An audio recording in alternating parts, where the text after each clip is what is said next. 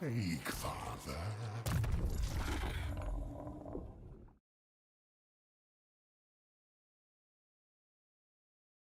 Right. I think we're about there.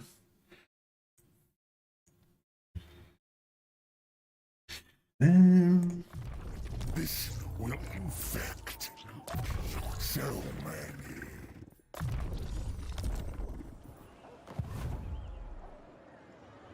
The Plague Weaver. Yeah, I think we'll have enough to get to plus next turn, hopefully. Hey, Nicholas, welcome. Do we... Oh yeah, we wiped out that army here. There was an army like floating around here that we were trying to catch and get rid of. I think we did catch them and kill them.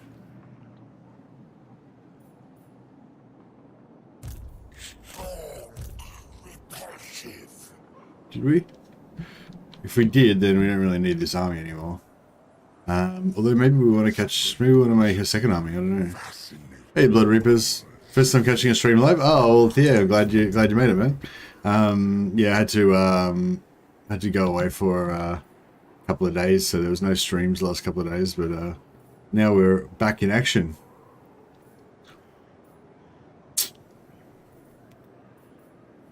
This one's growth.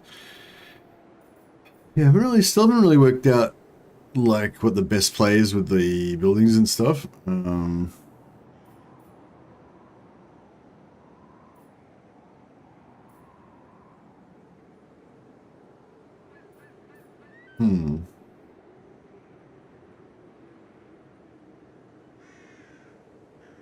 Did you hear Legend's thought on this game? Seems he's not very impressed with the narrative.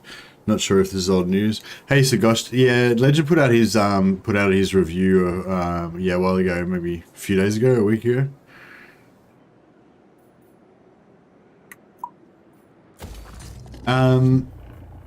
Yeah, I mean, yeah, it's pretty predictable. I think that's what most people think. Well, I don't know. I mean, yeah, I think, you know, there's probably some slight details different or some slight attitudes different, but yeah, basically, I agree with his review pretty much. I'd say, yeah, like the base game I think is really good. They've made heaps of improvements, but yeah, I don't think. Actually, no, I don't think that's correct. I don't think that he had a problem with the narrative of the campaign. I think he had the problem with the narrative campaign, if you know what I mean. Like, it's not like this. It's not like he had a problem with the storyline. It's like he had the problem with the way that the narrative campaign is implemented. Like, yeah, we have had a little chat about it as well on Discord. Yeah, as far as I understand it, he doesn't like the he just doesn't like the Realm of Chaos mechanic, basically.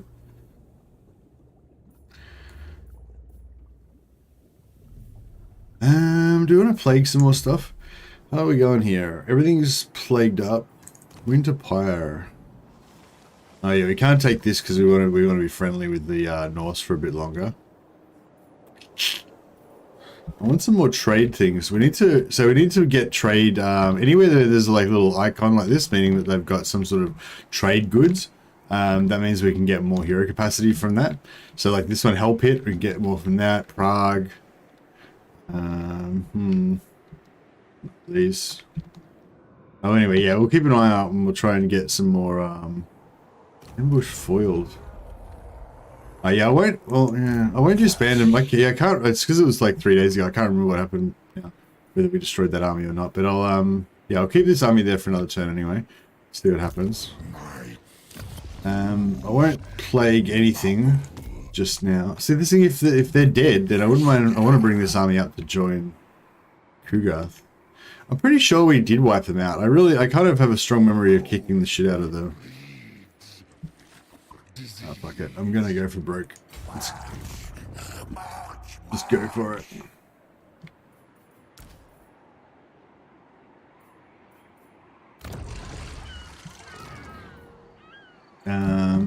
Yeah, I don't want to plague anything right now. This guy's got the good plague that gives us 250.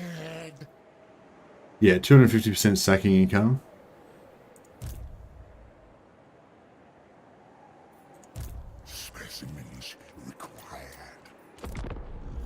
Serious question, which do you think is more boring to play?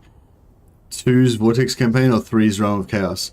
Don't know. I don't really play either of them, Nicholas, so they're both irrelevant to me. Are you going to get a Soul Grinder? I'd love to get some Soul Grinders, yeah, definitely. Do you think these narratives afflict for replayability? Hey, Sagosh, I don't know. I think that there's just not that much content in the game yet. You know, there's a fine amount of content for Game 3, but I mean, just, you know, it's like when Game 1 came out, it's like when Game 2 came out. There's not much content when the game first comes out, right? Although I think there's probably more content in this than there was in Game 1 and 2 when they first came out. Yeah, what are we doing?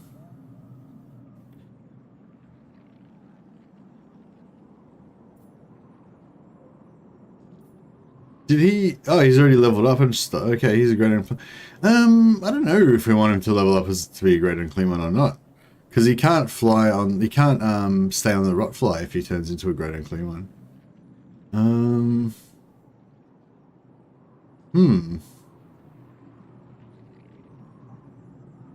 Oh, I guess we'll do it just for science. But yeah. So when you turn up. When you get up to level 15, it gives you the option to upgrade from a Plague Herald into a great unclean one. You basically become a new character, so you lose your, if I recall correctly, you lose whatever trait that you had before. So I don't remember what this guy had, but I don't think he was disciplined. I think he was something else. So you lose whatever trait you have. You get a new trait. You go from being a level 15 Herald to being a level 7 great unclean one. So you start off with a few points to spread around. Yeah, I don't know. I mean, great unclean ones obviously got a lot more hit points. They're kind of like stronger in general, but they're like a very large target instead of being a very small target. Yeah, I don't know. Be interested to see what you guys think. Yeah, he's actually much worse for my whole situation now. I should have not done that. Because basically I want to use him as a reinforcing lord, right? So having on the Throttfly, being able to fly in, and having his spells, because I had his spells all like, you know, unlocked a lot of his spell stuff, I think. Now we don't have any of that stuff, so obviously, yeah, he's gone a lot worse now. So that was a bad idea. That's right, we can just get him killed off or whatever if we want. What a wonderful gift. Yeah, we lost the Throttfly mount, which was pretty key to his functionality.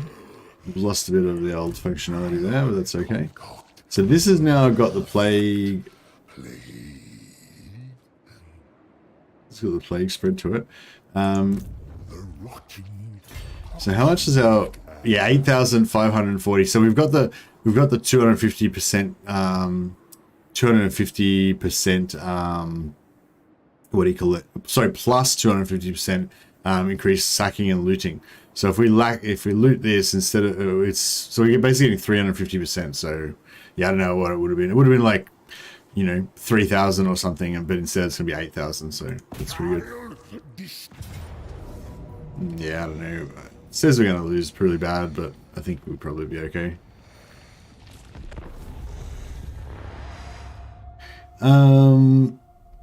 I really like ogres. Yeah, I really like ogres too. Ogres is a real standout for me. They're just so much fun. I love their characters. I love their units. They're just the whole feel of playing ogres just feels quite different from another campaign. All your dudes like these big dudes that can just go around and smash everyone. It's like, no, like it kind of feels how you want ogres to feel, pretty much, I think. So I think they did a really good job on ogres. Yeah. Smashing those carbs on the treadmill while watching. What? Why are you on a treadmill smashing carbs? That doesn't. I don't know. That seems weird. Is that part of like? Yeah, I don't know what's going on there. What are you doing? What are you trying to do? Are you trying to lose weight? Are you trying to get fit? Are you trying to bulk up? Or like what's? I don't understand. If you're trying to bulk up, why are you on the treadmill? And if you're trying to like get skinnier, why are you eating carbs? I don't know. I don't know what's going on. What's going on, Wallace? And why the fuck are you eating while you're on a treadmill? Like, doesn't that fuck up your indigestion and stuff? I don't know. You must be just some sort of weapon. I don't think I could do that. How you going, AR? Hey, Woods13. How you going, man? If anyone cares to see it but not play it, there's a video on YouTube of the campaign endings. Yeah, fair enough. What do you mean you don't play either campaign? Are you ignoring Realms of Chaos and just playing by your own rules? Yeah, basically, Sagosh. I'll probably do the campaign soon with one of the Lords, but I haven't bothered to. I literally haven't gone to any other Realms of Chaos except Slaanesh the whole time. I haven't even checked them out. Like, I'm just completely ignoring the main campaign. All I've done is gone to the Realm of Slaanesh to get bribes. Yeah, I'm not even interested in the campaign really. You know, I like the Grand campaign. You know, I like the Immortal Empires. So yeah, I'm basically just playing like a really cut down version of Immortal Empires Light with random portals that open up everywhere. but I will try and do the campaign at some point. Fuck, this map looks painful. Okay, my head's like totally not in the game. I haven't played Warhammer in like 3 days. And, yeah, not sure how I'm going to go about this. Is it better to come from this direction?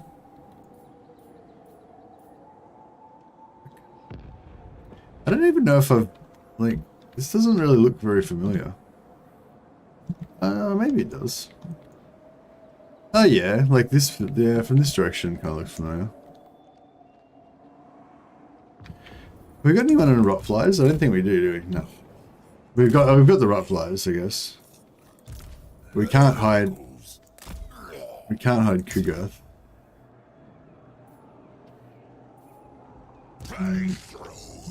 I don't think we can hide the beast either.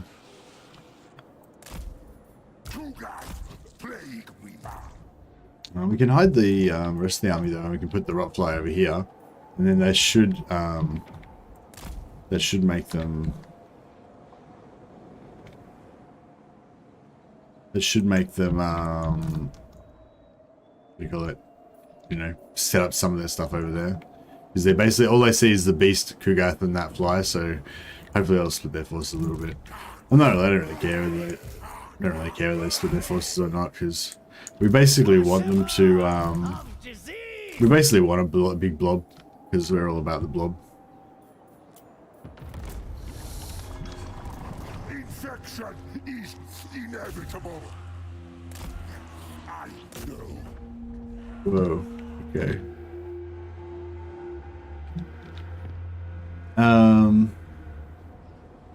Yeah, wondering compared to Warhammer 2, how's the performance of Warhammer 3? It's probably a bit worse, but it's, you know, pretty similar.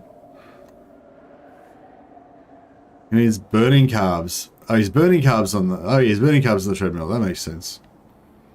I thought he meant smashing carbs in eating lots of carbs.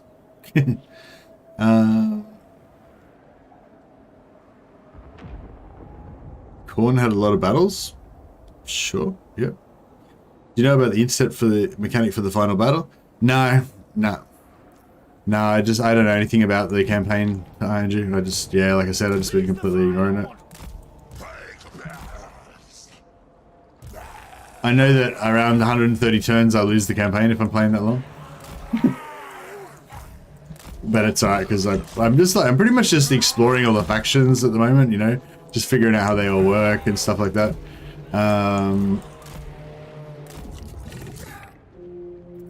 So yeah, I haven't really been wanting to play any long campaigns, but yeah, I'll probably be looking into. I've been thinking about looking into the campaign a bit, because I want to basically figure out how I can play longer than 130 turns, without the campaign ending, because I've lost the campaign, you know. So I'm not sure if I want to like win the campaign, or if I want to just like get the campaign to that point where, like, maybe I want to kill off all the other factions except one, and then just stop them from winning, so that I can keep the Realm of Chaos open, but not actually win. Because I figured that could be the go to go, because that way you can go back in and keep getting Slaanesh bribes, you know. I was actually talking to a guy, a guy emailed me. He was telling me about his Slaanesh campaign that he was doing really well in, and he was actually saying that the way he does it is that he has heaps of agents everywhere. Does like a really strong. This is pretty. This cavalry getting wrecked up, aren't they? Yeah, he has like he has this like strong. full-on agent game with Slaanesh, because of course with Slaanesh it's easy to get just shit tons of cultists, right? So he's got heaps of cultists everywhere, and most of his income is going on cultist actions and maintaining his cultists. And basically what he does is, like, every time the portals open, he just goes around and closes all the portals near where the enemy factions are, like the other main campaign factions. So basically the other races, they can't go into the realms of chaos, because as soon as the portals open, he just closes them all. So, so I thought that was an interesting way of going about it. Decimate them. My experiment succeeds. Fox, plague, and pus.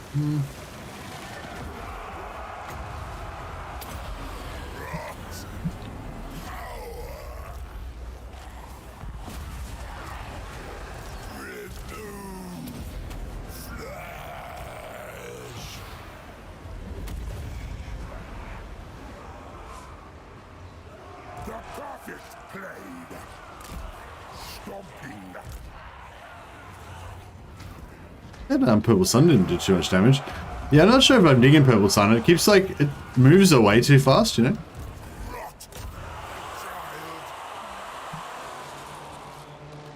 Like Pit of Shades doesn't do as much damage as it used to, but at least it's still like how it always was, just super reliable and just stays where you put it.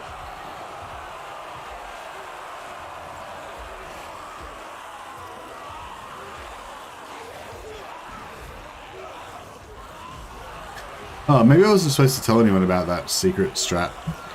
Oh. He didn't say not to tell anybody, but yeah, so basically my philosophy on it is that, you know, we should just all kind of share our thoughts about things, and when then we can all get to a greater understanding, you know, share the science. But what was I going to say? But I know sometimes, like, if you're planning on making a video of if you're planning on making your own video about something, and you kind of want to get the scoop on it, and you don't want it, you know, somebody else to put out a video about the exact same thing, like just before you do your video or whatever like that. I totally understand that. So yeah, if you're ever discussing strategies with me on Discord or via email, and you don't want me to tell anybody about it, then just explicitly say that, and then I will respect that. Well, for a while anyway. You can't just never just keep it a secret and just be like, I don't want anyone else to know, I'm just gonna play with this super secret strat and never tell anyone. But if you're planning on doing a video soon or whatever, and you just want to keep it secret for a bit or whatever, then I'm down with that. Totally understand. So yeah, apologies if I let the cat out of the bag on that one or whatever.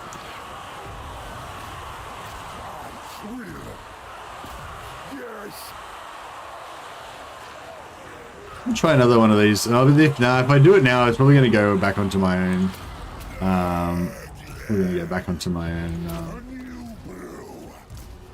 Oh yeah, we can do this bad boy. This one's a good one. It's does a lot of damage and it doesn't move, but it takes super long time to cast. See, like casting. Still doesn't come out. Still waiting. There it goes. Boom. That's quite a good amount of damage. I didn't center it right on them, so this didn't take that much damage, but it's still pretty good. And at least it didn't wander, Black Sun would have wandered all over our shit probably. Murphy's Law, you cast it right on the edge here, instead of going this way, it'll just go straight back onto your own stuff.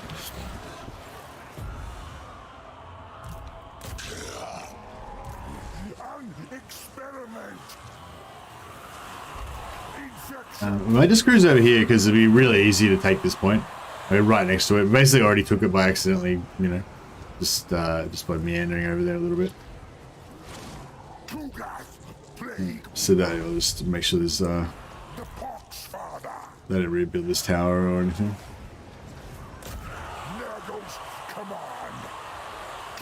These melee guys will follow us anyway, but we can absorb this ranged unit here and stop them shooting. Just absorb them into the blob.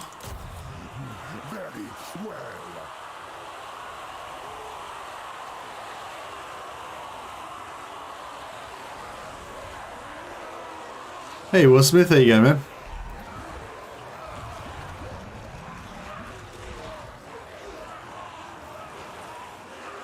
What are you talking about, Rob Adamson?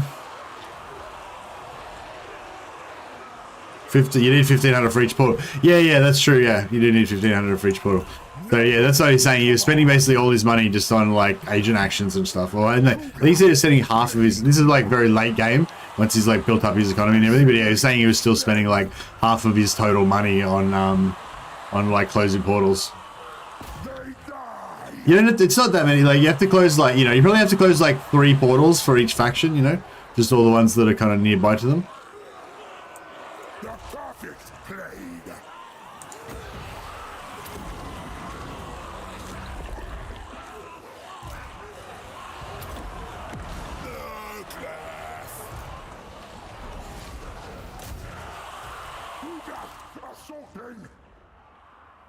Where's that Lord?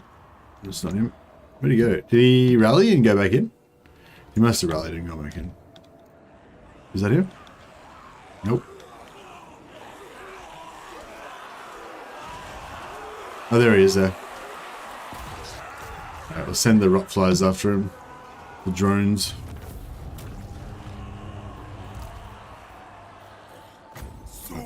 Put a big heal on Kugath.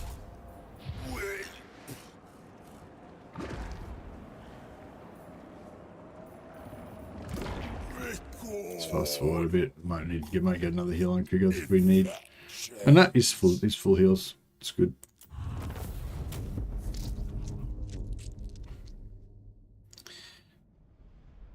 They just said the easiest way is staying at the bottom of Slaanesh Realm. The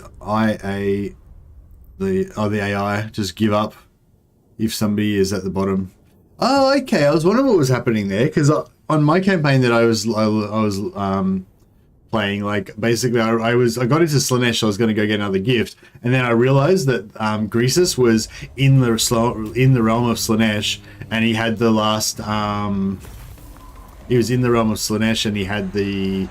He had all the other souls except for the Slaanesh soul. So I was like waiting, like I was about like second. I was like 2 rings. I wasn't in the bottom ring, but I was like in the second bottom ring or something. And so I was like waiting for him to come down so that I could kill him, but he just didn't come down, and you can't go back up. So I was like, what? And I didn't want to just stay in there forever because like I wanted to get back to the main campaign map. So yeah, whatever. In the end, I just didn't care. I just left and let myself lose the campaign. But yeah.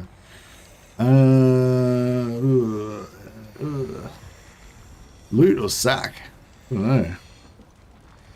I might loot just so that we keep the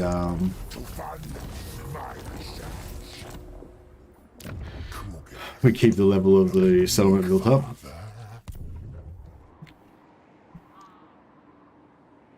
Oh, there we go. Volksgrad's got some.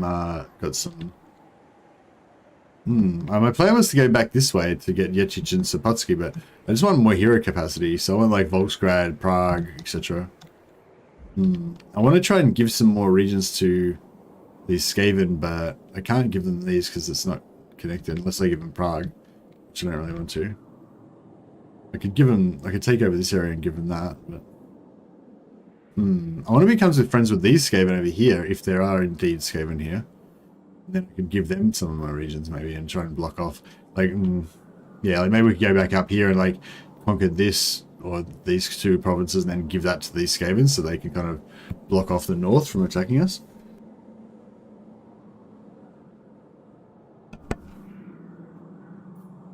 My strategy is to... What? My strategy is to rip off the strategy of better players. Don't tell anyone that strat though, it's pretty good. Yeah, well, yeah, that's what I was saying the other day. Like, I think that's a good strategy to get started with, you know?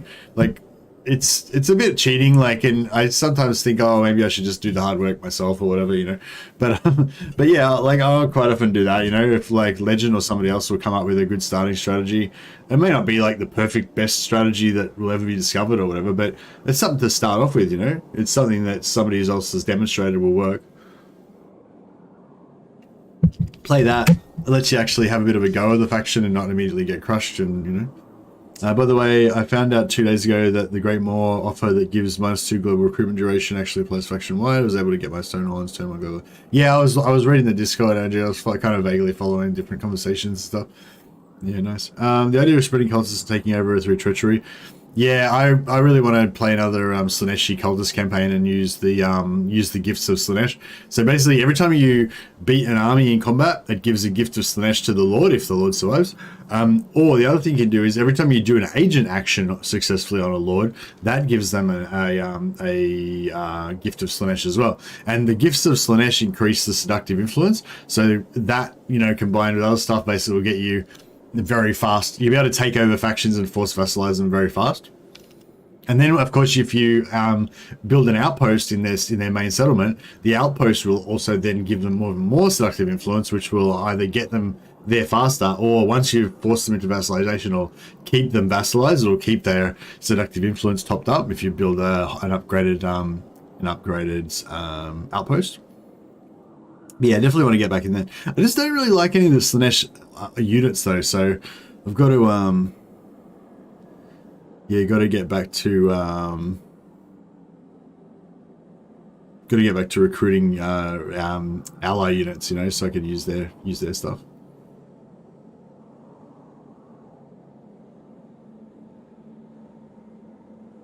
Blood Boil, yeah, the Blood Boil one's pretty good as long as they don't move. What are we getting first? Immortal Empires or Nuclear Annihilation? I don't know what that means, Bullish.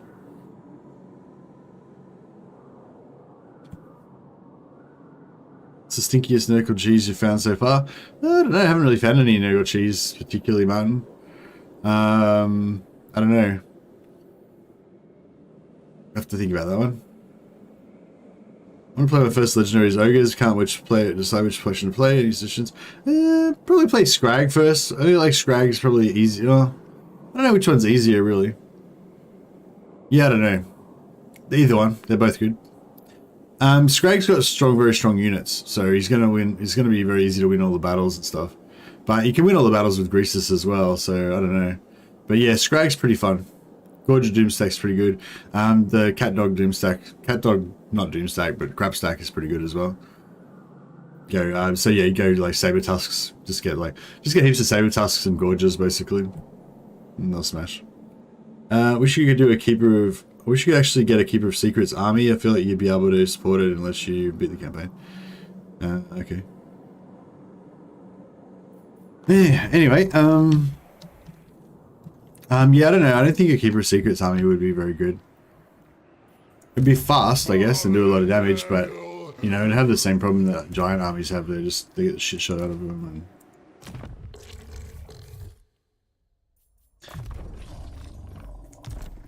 I mean, I guess you have an army of spellcast. Yeah, I don't know. Do they have bound spells? If they have bound spells, it might be. Do we want more heals or do we want locusts?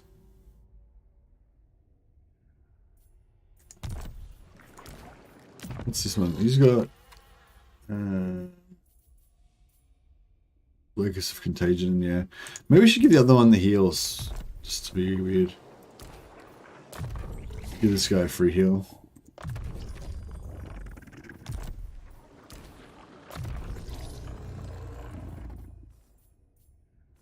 I'll make this guy a bit tankier.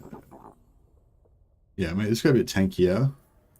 Take him off the Palanquin. Yeah, he's off the Palanquin. Because I feel like the Palanquin actually made him a larger target, made him get shot more, I felt like. So it wasn't necessarily that good. Doesn't really matter. Promising reagent.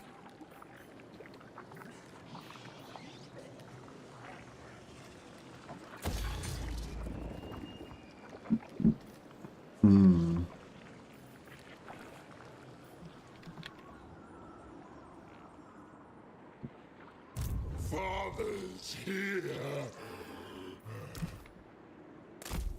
Discharge here.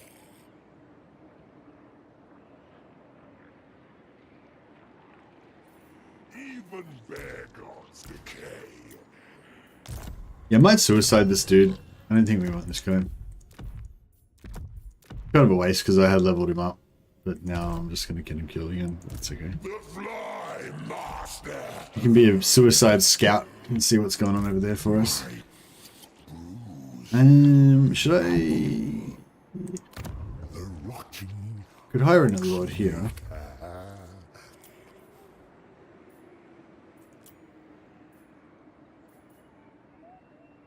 I guess we could get a bit more corruption. We don't really need it, but and then to spread plagues, we want to get this one unlocked now, just in case we want Vanguard, attrition, instant speed. We don't really need those actually. Missile strength. I don't know. What do we need to do to unlock? We need mucus runs. What's that one? Are any of these plagues any good? I think maybe we're just going to use the same one. Just the 250% sacking come on all the time now. If any of them had constant vomiting... Oh yeah, this one's got constant vomiting. Well, that gives us 20% physical resistance. That's pretty good. And it gives us the summon. So that'll be nice. That'll be a nice one to get. 20% physical resistance is pretty solid. Although the Vanguard would be good as well. Alright, so we'll go for this one, Limbolite. Which one's Limbolite? Who's Limbolite? Is that one of these bottom ones? Right? Limbolite. Well, Limbolite's right there. Okay, cool. Yeah, we'll unlock that now. That'll be pretty easy.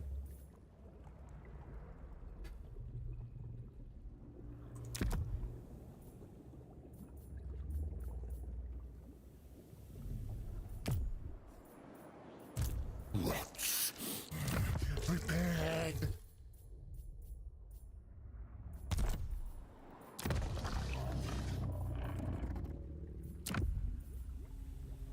And I'll give him the plague bearers. And I'll give him the money as well. Screw it. You never know. It might spread to a might spread to one of the settlements, and we'll get gold out of it. So that could be good. And then yeah, then we'll just use this guy to spread that around a bit.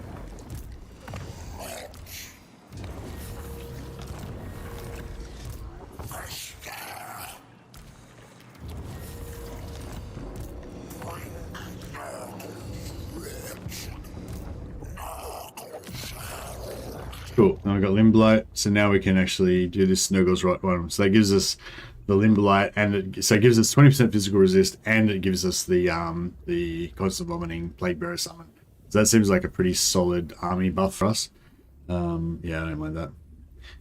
If you don't fight magical attacks here, I suppose. Yeah, well, that's right. Well, we're just about to fight basically Kislev non-stop, so they don't really have magical attacks until they get a bit higher up. Yeah, we are cheesing the plague. Oh yeah, if somebody asked what the cheese is, this is not a very new cheese, but yeah, transferring units between your armies to spread the plague is like one Nurgle cheese. It's like you can spread the plague anyway just by getting into battles and stuff like that, but it's just if you're not going to fight any battles that turn or whatever, you can just transfer units in order to get your spreads even without doing anything. So that's pretty good. That's a pretty good little cheese. Excuse me.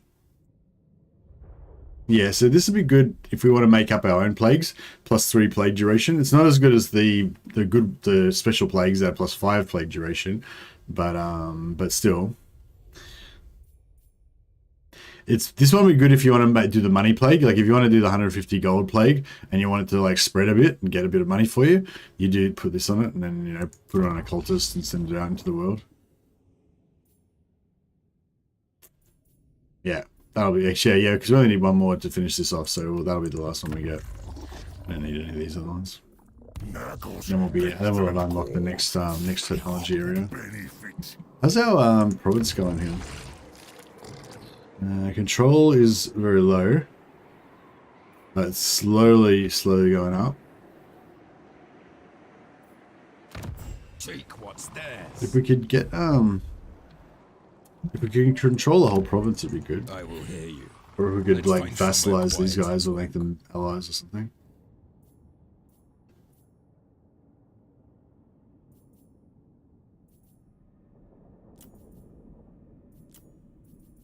I might pay to get non-aggression with these guys, just so we don't have to deal with any other aggression in that direction.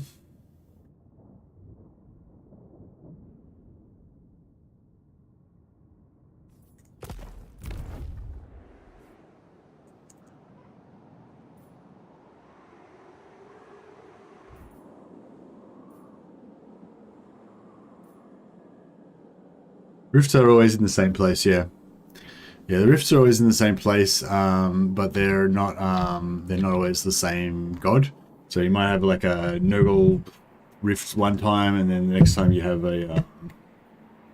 Did I forget to put coffee in my coffee or something? What's going on in here? I don't know, maybe I just made it super weak. My coffee just looks a bit like dirty dishwater.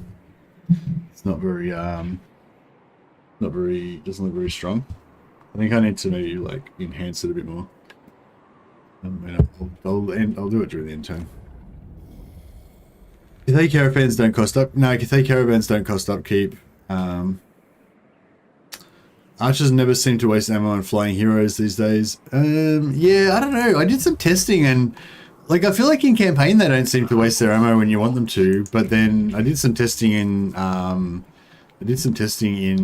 like multiplayer, like custom battles, and yeah, they seem to waste ammo fine. So I don't know. I didn't try a flying hero though. I was just trying like foot heroes. Alright, I'm gonna go and get some more coffee. One sec.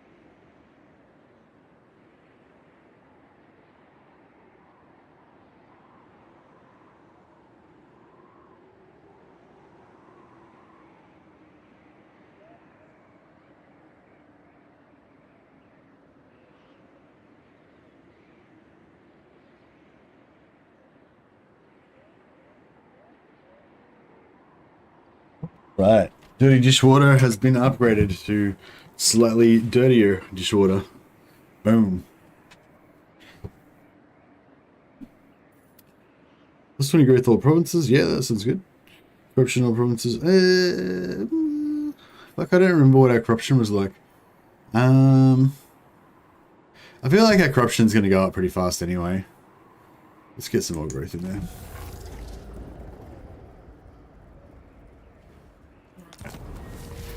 Cracker-Drak got plague, Cracker-Dordan received plague. Nice. Cracker-Drak and Cracker-Dordan. Where are they? Over there somewhere? No. Cracker-Drak's... Oh, Cracker-Drak's here. So, didn't get the money plague. And... Cracker-Dordan... did not get the money plague. Damn it.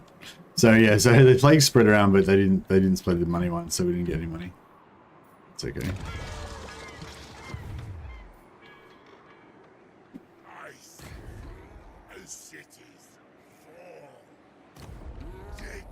We should probably send. Nurgle's chosen. The joy of disease.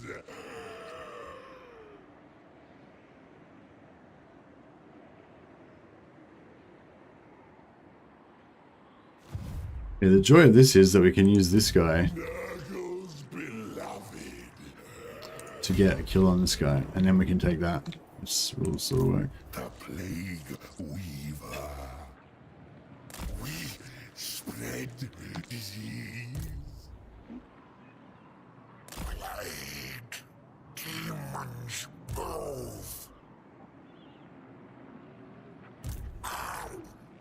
Let's fuck.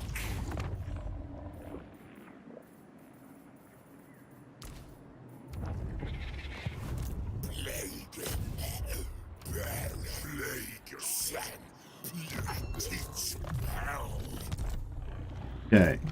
Now, Uncleanest. you shall go like that. Anyway, grandfather Do desires. this. He's gonna run. Good dick. How far did he run? Oh, that's alright. Still in range. God will rot. Time. Oh no, not too far, not far enough. Okay, he's got a bunch of armored dudes. It's gonna take a while to grind through them all. But yeah, I think we're still gonna be fine.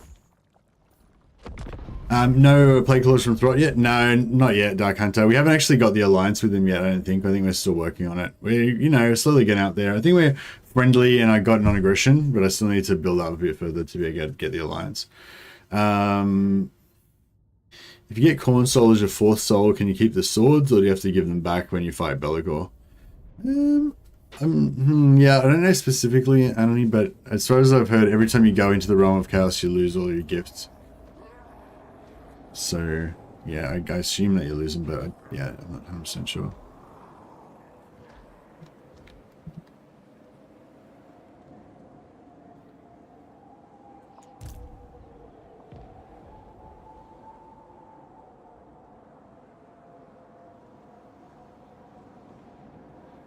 I think my neighbor was just coming home a bit under the weather, perhaps. I live in an apartment and we're like kind of on the corner of the hallway, so there's like so our door is like here and there's another door like right there, so you kind of can hear each other when they're coming home or going out or whatever. And yeah, there was just then you guys probably couldn't hear it because of my noise limiter, but yeah, there was like the sound of, you know, like that sound of like someone getting their keys out and like unlocking the door. But that sound went on for like 5 minutes, so I feel like possibly my neighbor was came home a little bit wasted and was having a bit of trouble operating the key lock mechanism. It's a bit complex sometimes. Spreading pus. I was actually, because our doors are so close together, it kind of sounds like they're opening my door. So I'm like, I was actually wondering, like, maybe they're that drunk they don't know which door they're opening, you know, they're trying to like get into my apartment with their key. You never know. Alright, so, oh yeah, where's our reinforcements? Oh, they're coming on here, right? We'll just wait for them. Yeah, so this dude, I mean, he looks really cool. Don't get me wrong, I do love me some Great Unclean One. He looks, I really don't like like, I really hate the way the heralds look. Like the Great Unclean Ones, look at them, they're like these big fat baby dudes, they look awesome. Whereas the heralds look really shit. I don't like the heralds at all. But the heralds are way more useful to me right now. I think later on the plague bearers will be good as like a mini Kugath to have their own little horde. Maybe, but yeah, I don't know. Alright, what are we gonna do? We're gonna do a bit of a tree, hide in the trees type situation. Actually, we can use this as an opportunity to kill this guy off. Yeah. I think he can probably go and die. Yeah, we don't need him for anything. So we may as well just send him on a bit of a suicide mission. And we'll keep our root flies back. Save them as usual. Like, they've got so much potential. I'm not going to actually use them for anything, but I'm just going to have them there, knowing that I've got that tactical flexibility of flying in. And then we'll just put everyone else in here.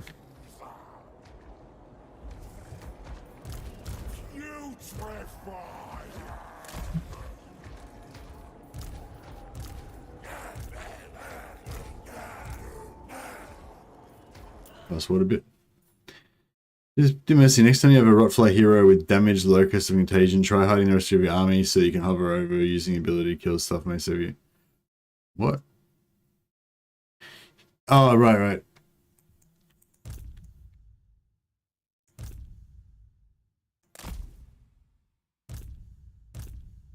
Will do.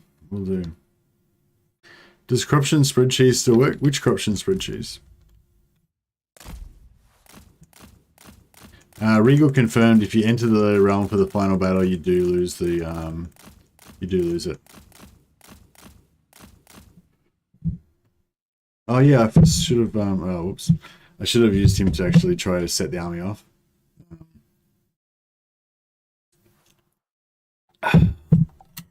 Did they? Nah, I don't think it set them off.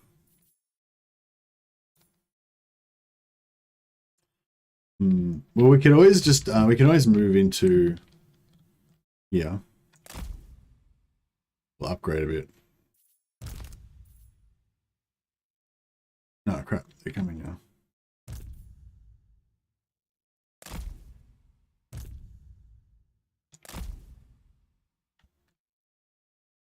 Bit of shooting in there.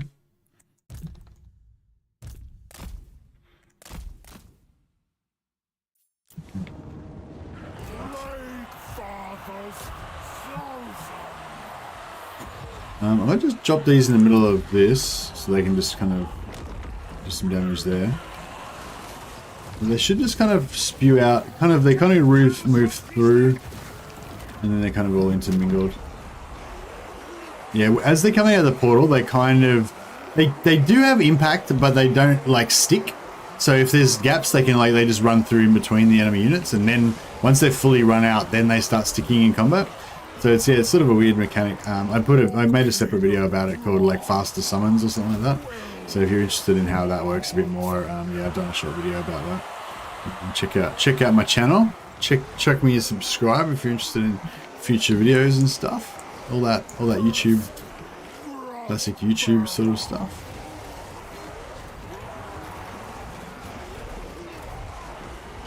Yeah, so this guy's got the that ability that we were talking about before, the Locus of Contagion. This guy has actually got it. That's the thing, when he doesn't have the palanquin, he has a lot of trouble pushing through to actually get where I want him to be so that I can drop the Locus of Contagion. Yeah, I probably need to like choose whether I want to put him on a Rotfly or not.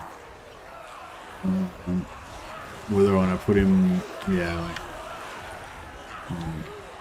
Yeah, somebody said that you can cast the Blight Boil on archers, and it's pretty good. So I don't know. I feel like they're aren't they just gonna move? Maybe they're not gonna move. They're not gonna move. They're just gonna eat it. All right, cool. It's a pretty good spell. It's very slow to cast, but yeah, I mean, in situations like that, or if we put one like here. You know, it's going to be a nice blob. Oh, this guy's nearly made it now, so I can actually Locus of Contagion. See how big the AoE of it is? It's massive. So it's going to get all these guys. You'll see these guys' health just chunking down steadily. It's not like it's not like crazy, but it's just like, you can see it just slowly chunking down. It's pretty good. If we have like, yeah, I actually gave the other one the heal, but if we had 2 or 3 of those, it'd be pretty good. Yeah, we'll put these plague rivers here. They should stop them from casting. We can pop our Contagious Heal on Cougar. That'll spread around to a couple of other units. Probably won't spread to this guy, which is like the only other guy that needs it. But... Did that work? Did I cast on the wrong guy or what?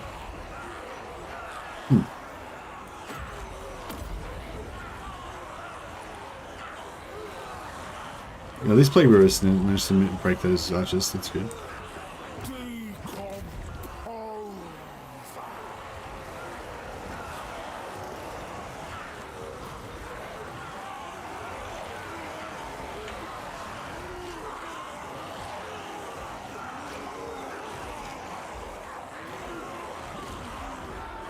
Hey, Blurers. Oh, I already read that one. The heal went on the rock flies, did it? Did it? How did I? Oh, did I just click right? Ah, shit. What a noob. Well, if they're gonna get heals, they can fucking get in here and do some work for their money. Goddamn rock flies. Yeah, we want to get some kills because the more that we kill, like the more infections we get, and you know, all that good stuff. So. Send out some Nurglings on missions of capture some slaves.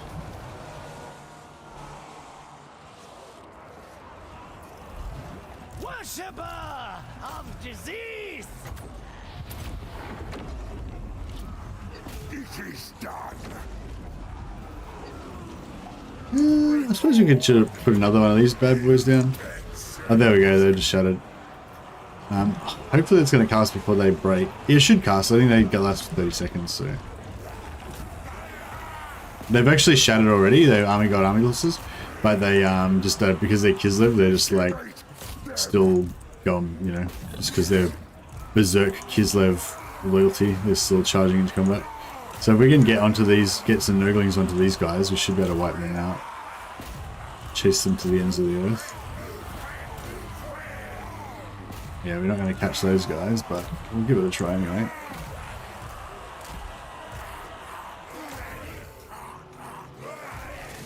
Yeah, those guys are done. So if you can get onto them, then you're good. But it's just like catching them in the first place. That's the hard part. Tried Nurgling yesterday. Couldn't make sense of how the buildings work. I wouldn't even worry about how the buildings work at first, Cloak Monkey. You don't really get enough money, or you know. I don't know. Actually, I suppose that's.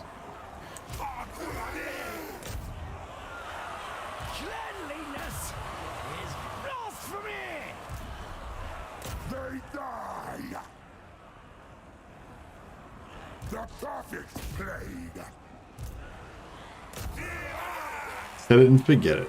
Yeah, pretty much.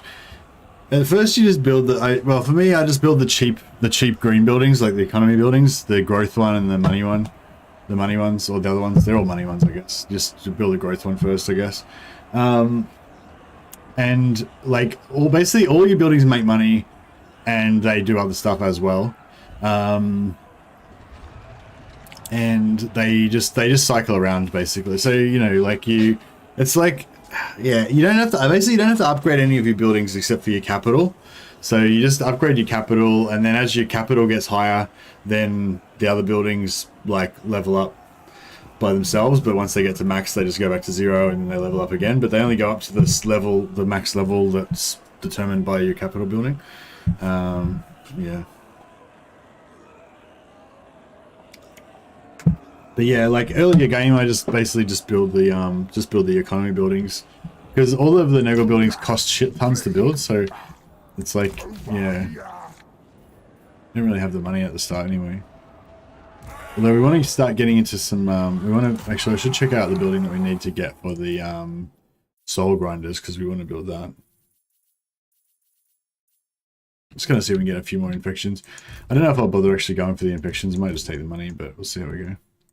If we get enough infections, it might be worthwhile topping up our infections.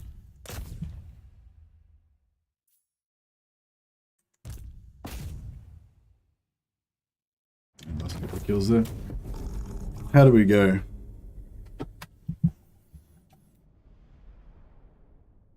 We're playing for the first time, it's a bewildering, yeah. Yeah, with Nurgle, I'd say just spam, so check out my video about spreading the plague. Put the Nurgling plague on Kugarth on turn 1. Once you take the first settlement, use the second lord to spread the plague like a bunch of times.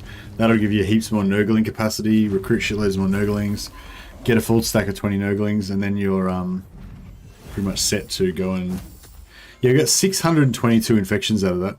990 favor. 990 favor is pretty solid, but I think relative to the 622 infections, I think the infections is kind of worth more. Listen to Father Nurgle.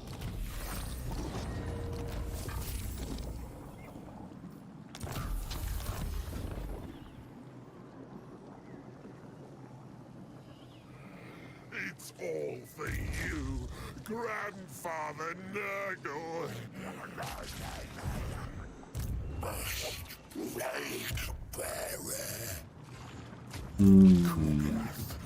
A plaguefather. I don't know if we need to...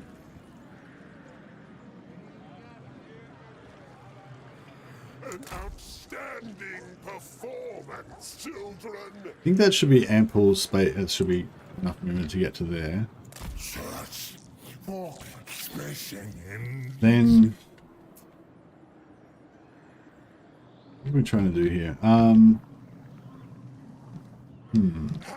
we done well? Well, we'll make a new...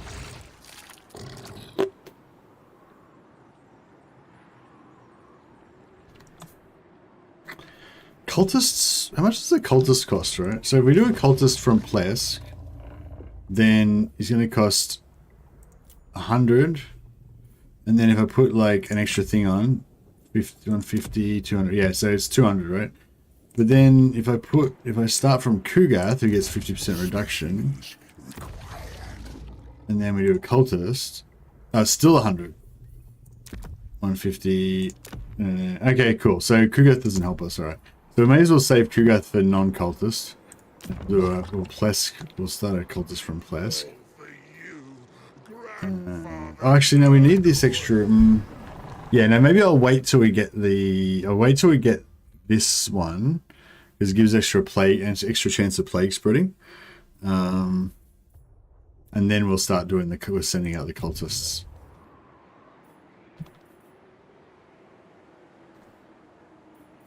Is it 3 turns? Okay, yeah. And what do we need here? We need acrid flatulence and mucus runs. Mucus runs, acrid flatulence. Okay, so they're both like about equally not unlocked yet.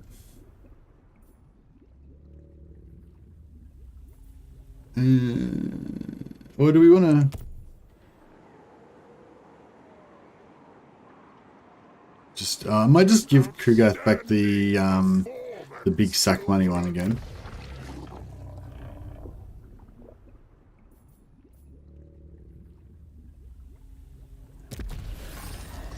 And yeah, we'll definitely start pumping out. We'll start pumping out cultists because we've got nearly 2,000 infections, so it's a good amount of money, a good amount of infections to start wasting some. And spend like 200 or 300 cultists per turn for a few turns and start sending out a bunch of cultists. But I just want to wait so we can get that upgraded better plague, because then we can do like. So we can do this one, gives 150 when plague is spread, but then we can also put. Oh, is that it? Postulant? What are we doing? Postulant. Oh, okay. So it unlocks Postulant, which gives you plague duration plus 3 turns, and it increases plague spreading chance by 2% for like all plagues, I guess. So that's cool, yeah. So plague duration plus 3 there. So then we could do. I mean, it doesn't really matter what base thing we use. These are all basically the same. Just do something that like wrecks enemies, I guess. Campaign movement range minus. Yeah. Yeah, something like that. Say whatever. It doesn't really matter what the base is. Just say we do that. Makes all enemies get minus 25% movement. We put this on a cultist. And we do cultist, and then we put the money thing on it. And then put this on it. So, no, yeah, this one gives plus 3 plague duration.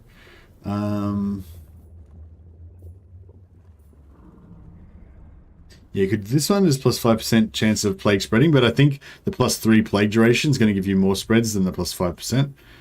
The whole idea is you just want them to stay alive and spreading for as long as possible. You know, if they can ideally get to a point where they propagate before they die out, then that would be ideal, you know. So yeah, I think this one's going to be really good. Plus 3 plague duration. As soon as we get that, we'll send out some cultists and start trying to put this money plague on as many places as we can and try and get a bit of extra income.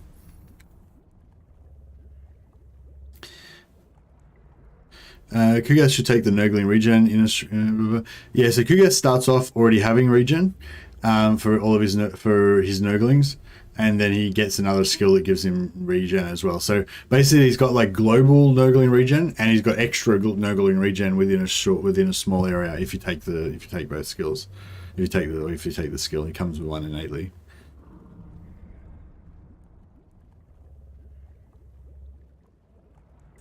Anyway, that's my plan with the plagues once we unlock that. Did I just plague Kugath, or I forget? Yeah, cool. Father Nurgle.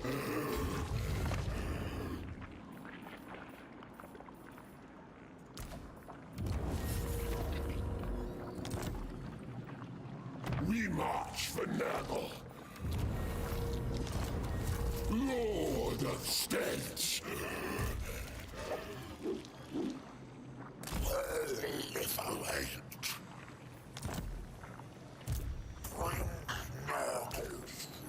much. Of rotting flesh. Hold my throne. Once prepared.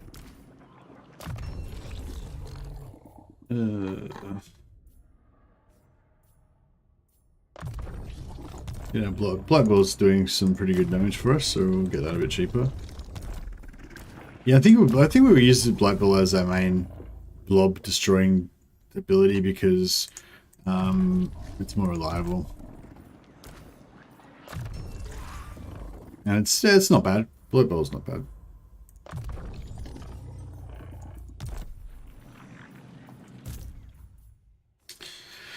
Vile Sword.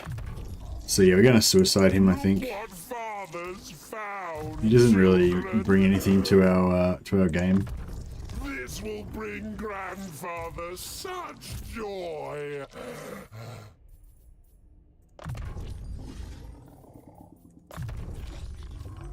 God for deconstruction.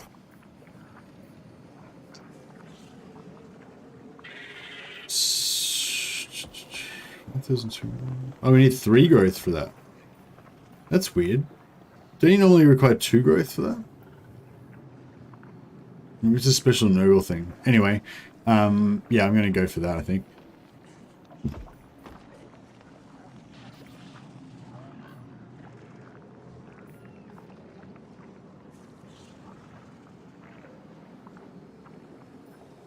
We've got just 25 growth here.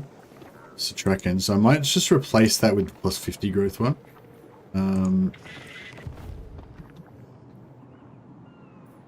Yeah, Satrakan, so true Satrakans. Oh, wait. Satrakan's got both. So this is cool. So the Satrakan had the plus 50 growth one, and then the plus 25 growth one spread onto Satrakan, so it's actually got both. Is that right? Or... Oh, no. So Satrakan's got the 25 growth, and the other 2 have both got the 50 growth. So it's got a total of 125 from Plague, right? No, 175 from Plague. How the fuck does that work? 25. Oh, it's got 2 plagues. Oh, that's sick. Check it out. This one's got 2 plagues. Got plus 25 growth and plus 50 growth. And so does this one. That's sick. So if we give Satrakan the plus 50 growth one, which is this one. Now our growth should be even more. 340 growth per turn. It's pretty good for turn 24. So yeah, was there another... Yeah, so Nurgle's the fastest growth. Double growth plague stacking over and over. Yeah, for sure. So yeah, like Nurgle's the fastest growth for sure, yeah.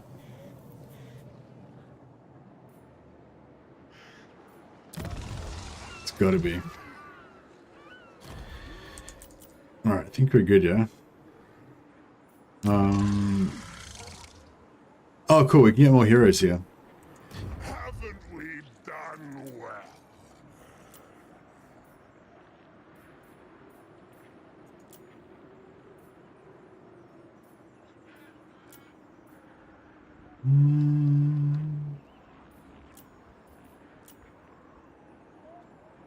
Kind of want to get a cunning one so we get more ambush. But don't know, maybe we don't really need ambush.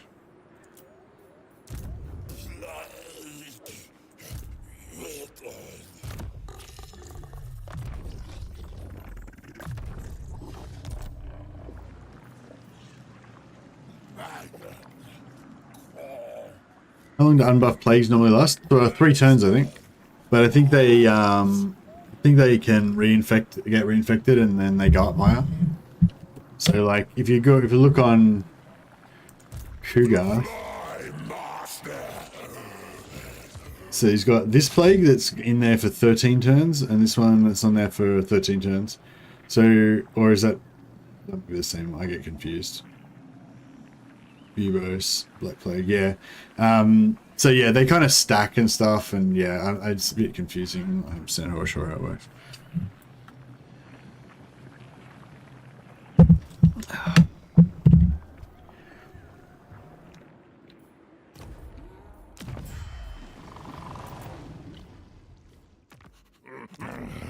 Thing will help with experiments, yes.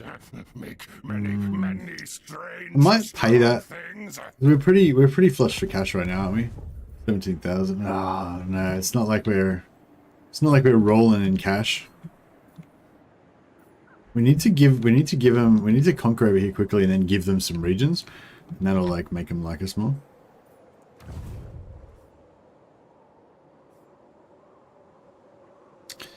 Chance of plague spreading plus 30%. That's pretty good.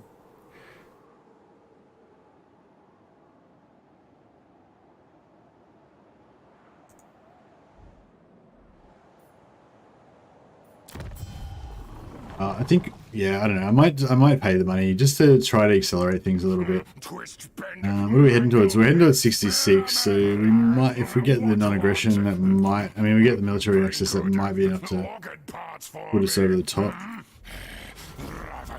And give us an alliance soon. Thanks, mate. I've learned a few things in this short time I've been watching your stream. Oh, good work, Mr. Mina. Hey, hello, Roman. A rival power desires a change in your Isn't Khorne with his bloodletting the fastest? Oh, yeah, actually true. Yeah, Khorne's probably the fastest. Although, it's probably a lot harder to, like, maintain Khorne. Like, with Khorne, you sort of... I don't know. What do you guys think? How hard is Khorne? I feel like Khorne's, like, very powerful, but it's also kind of, like, dangerous, you know? Because you, like, you got, like, pedal to the metal all the time. Yeah, I think we could accommodate a non-aggression, maybe with a bit of military access as well. Yeah, let's further relations between our two peoples, our pustulant people and your muscly Viking people. Excuse me.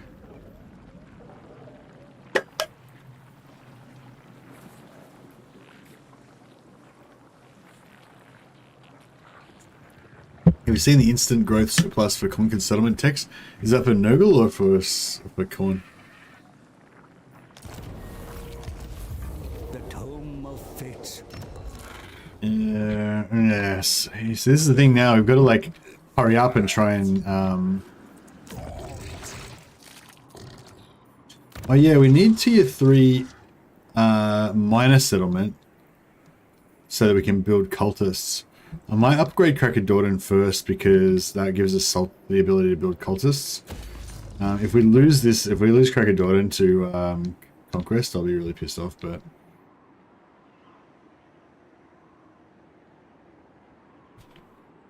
Hey Shadow of Calamity. Hey Mercy, joined from Livestream a couple of months ago, but stayed for the relaxed gameplay and the science.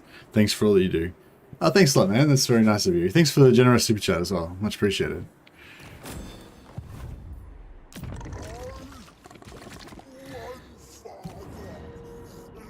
Later on the tech tree of Nurgle. Oh, okay, cool. Yeah, thanks, Blood Reapers. That sounds good.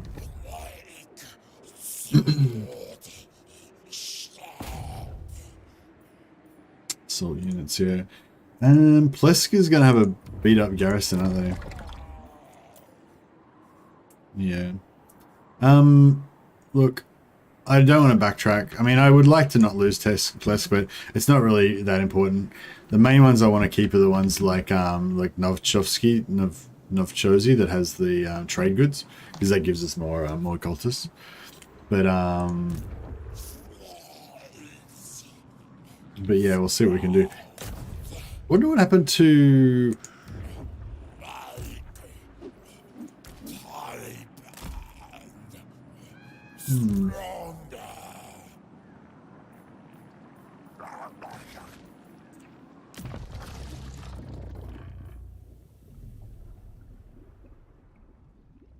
Right, so should we go for sacking? Nurgle's chosen. This is a big one. We get 7,000. Have we already got the 2,500 sacking? I must Test my con. 250%. Okay, we've already got the 250% on. So that's cool. Can we... I don't want to risk ruining it, but like, yeah, does anyone know, like, if I put this one on the top and got the 20% physical resistance, would I still have the 250% sack income as well?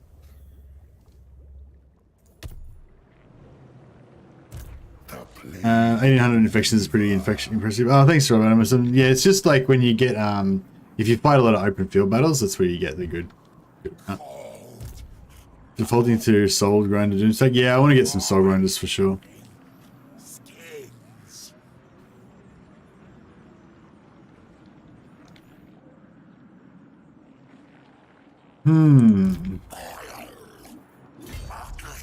I suppose I could send this guy back to like defend, but I don't feel like we really need to. Like if we just lose that, I don't really care. As long as we're like capturing stuff faster than they're taking it back, that's really the main thing.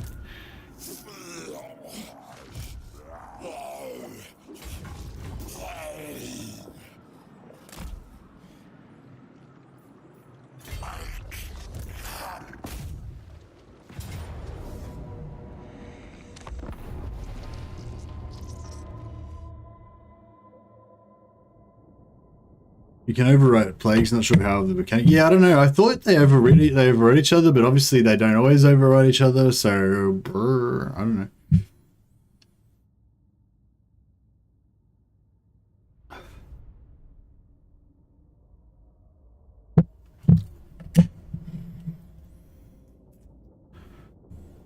Yeah, they seem to have pretty good towers, and yeah, the garrisons are pretty hard to kill, I guess, because they're Nurgle.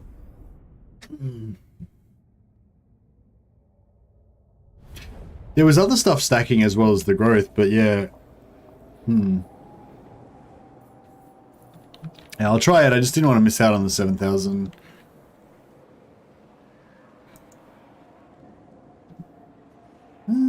I kind of feel like just blobbing it up and going through this gap here.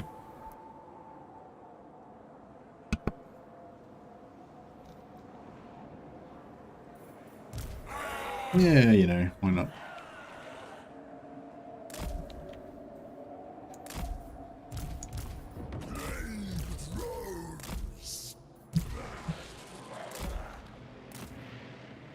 Plague bearers! Calculating my destination. Battle means death. Death means decay. Decay means disease. Disease. Oh, nice. Yeah, they're just saying like if you get to the barricade before it's up, like they can't finish building it until there's no units like nearby. So basically, as long as you just rush those barricades, it's all good. Should we bother doing a heal on here? Like it could be.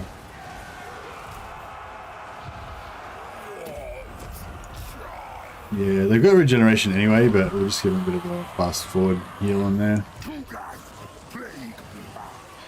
You can put a bit of a anti-blob in there.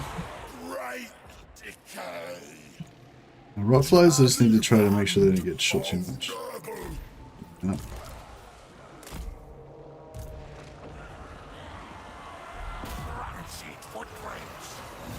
Yeah, I think we still made them waste their resources on that, so that was good.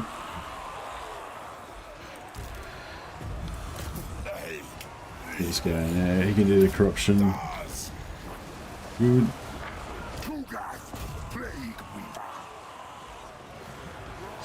I don't know, we could try another purple sun, I guess. Like, yeah, I don't know. Doesn't seem to work very good. It does like, it'll do like 25% damage and then it'll just wander off. Yeah.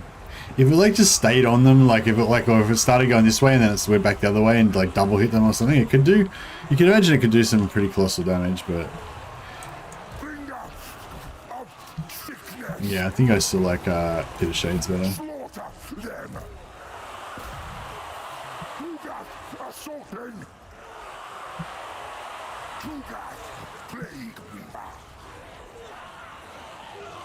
Yeah, that's a good thing about the Patriarch Bear stack. They can capture points.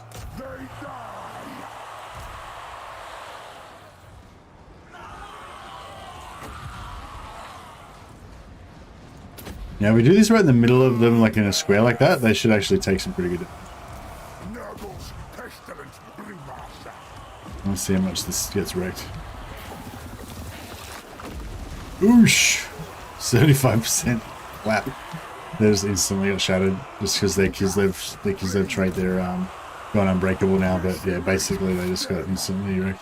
Oh, not shattered, but you know, instantly wavered. Despair. Decay. Decompose. Herald goes. You guys getting shot a fair bit. Kugath repositioning. Stomping. Kugath plague weaver. Infection is inevitable.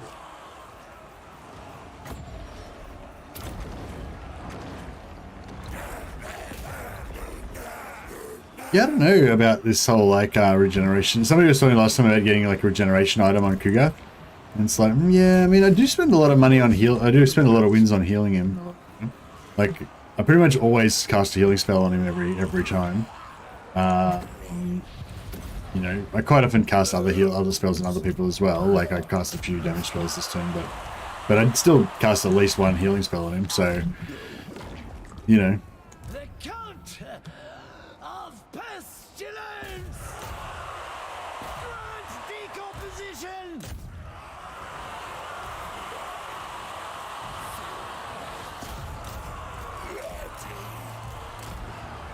It is done. In range of this. Yeah, we need a few more guys with this on. It's pretty good AoE, so. Not bad. Yeah, we get in.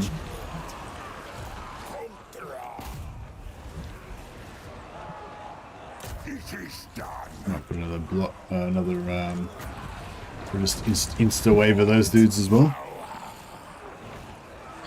Is this cheaper than Boyle's spell? I got 30 minute magic cost of the spell now. Mine's 13. Yeah, no, that's not cheap. That's the full price. You can get it lower than that, I'm pretty sure.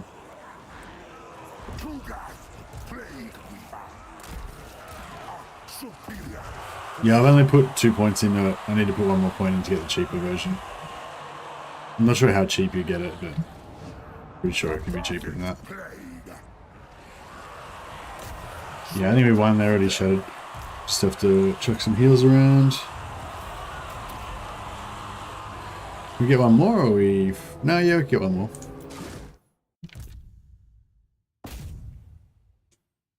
Just have to run out the clock and get one more heal on Kugath. I think we've got a heal.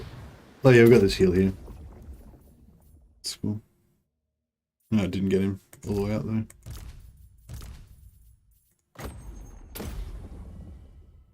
There we go.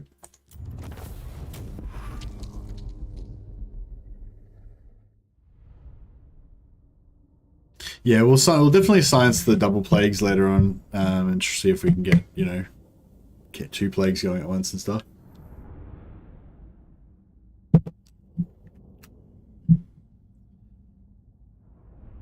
Purple Sun is better in 1 and 2 because you often fight blobs from 2 armies. In 3 it seems better with spells like Pit of Shades, if it blah, blah, blah. Yeah, I mean, if you had like a massive blob where even after it moves it'll still be within the blob, like then it would be pretty good. It would do its full damage. But yeah, when you only got like 2 or 3 units, it doesn't. Yeah, it doesn't stay on them long enough. Pendulum is strong, but we don't have Pendulum because we're Nurgle.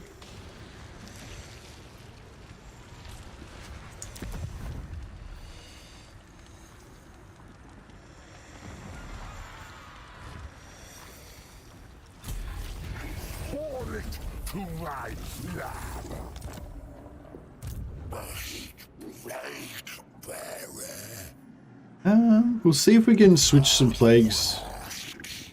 Even though I don't think we did any. Did we do any new ones this time? I don't think we did any new ones this time. But No.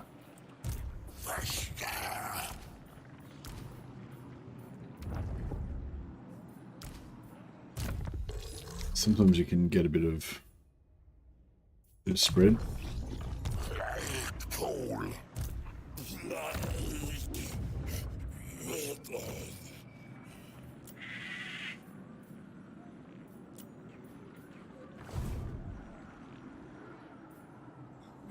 I don't know if I should just get a new guy, because this one's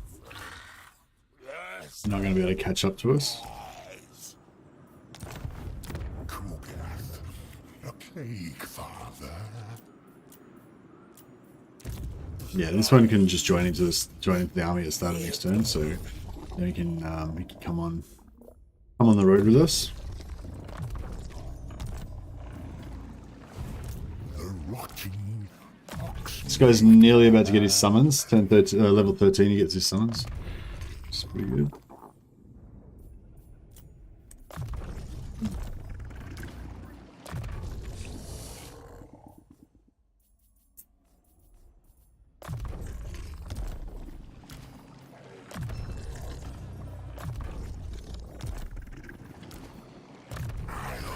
Alright, and finally we can get some upkeep reduction. This is going to come in a lot more handy once we start getting some more expensive units. So what's our upkeep right now? We're getting 101 per turn.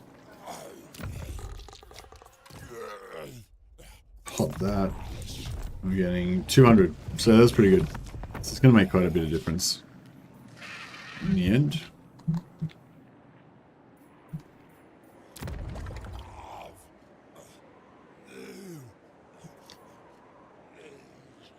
Let's. I might. I'm going to cancel this because we're probably going to lose less, maybe. I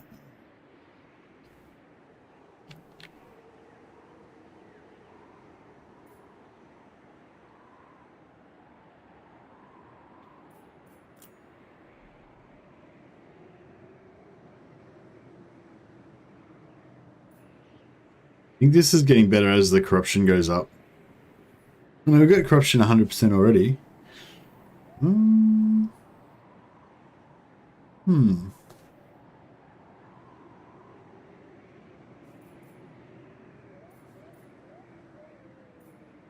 Yeah, I've got this public order building. One more turn, that'll go in and then it should be good. We have 5 turns to build. Yeah, it takes so long to build everything because we're in an orange area there.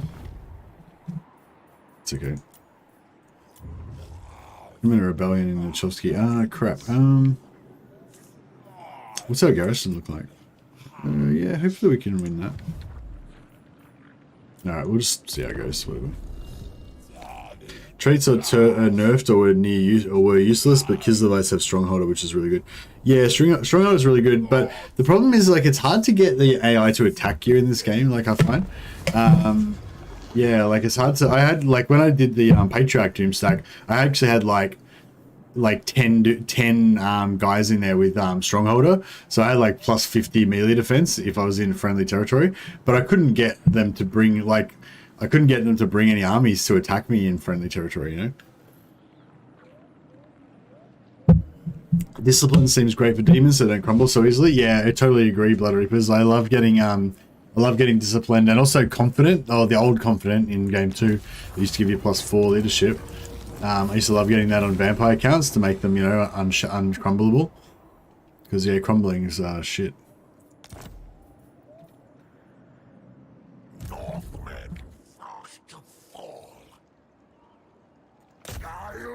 Dissect them.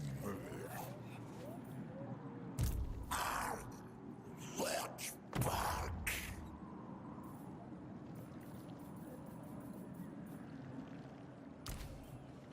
Cold.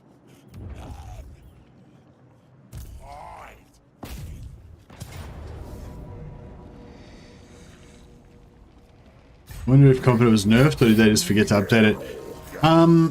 It seems unlikely they intentionally nerfed it to 2 when they just fixed, like, it was 2 before, which was shit, and then they fixed it to make it 4, and now it's back to 2 again. So I don't think they could have done that intentionally. I think they must have just I think what happened is they loaded. I feel like what happened is that they loaded an old table of the skills, so they've got like all the old versions of everything, which is all shit, and then they like added on the new skills onto that, and then the new skills they added on, they made them all shit as well. So it's like the few old skills that were always good are still good.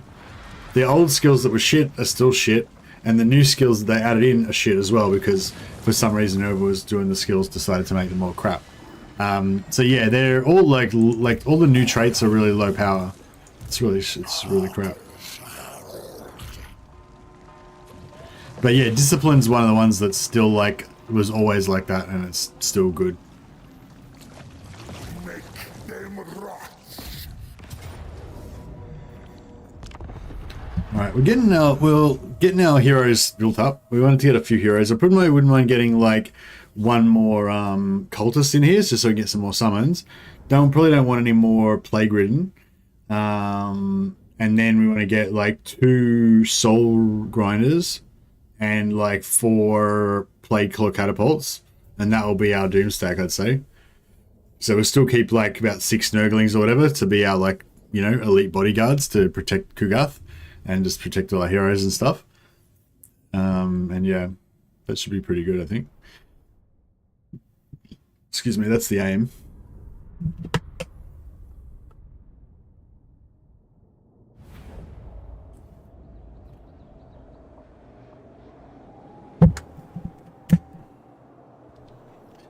Two Reapers and 2 cultists. I love the summons from Corn cultists. Yeah, I love the summons as well. They are cool. I don't like attacking from this side. I like the other side. Because this side in particular is particularly bad because it's got the, see, like we're back here, we've got to get through this section, then this section, then up to here. So it's like the 3rd section in basically, and this controls all the towers all the way out to here, you know. So yeah, when you go this way, well, I guess it's kind of the same, isn't it, really? It's just, maybe it's all in my head. I just feel like it's better this way.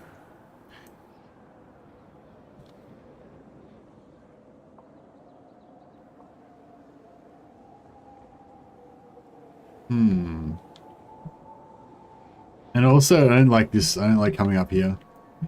Yeah, alright, maybe I should give up on that, because this is probably not even that much further in than the other side. But the other thing I don't like is like attacking up this slope here and having them shoot down this there. Whereas if you come in here, you kind of like take this, and then, oh, I suppose it's the same again, because you're kind of attacking up this slope. Yeah, okay, maybe it's all in my head. Okay, well, I don't know. I just have a random prejudice to want to go attack from this side, even though there's actually probably, I can't really actually identify any reason why it's better to attack from that side. If it feels better, attack on that. I guess it's just I'm a left side. I'm just a left side guy. Always been a left side guy since 1 or 2. It's hard to, old habits are hard to break, you know. Once a left side guy, always a left side guy. Basically, that's how it is. So they're probably going to put a barricade here, but if we just bum rush our Nurglings in, they won't be able to get it up. So that'll be good for us.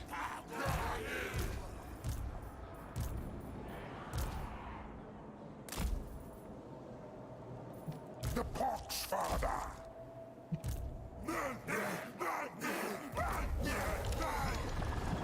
Is this up already?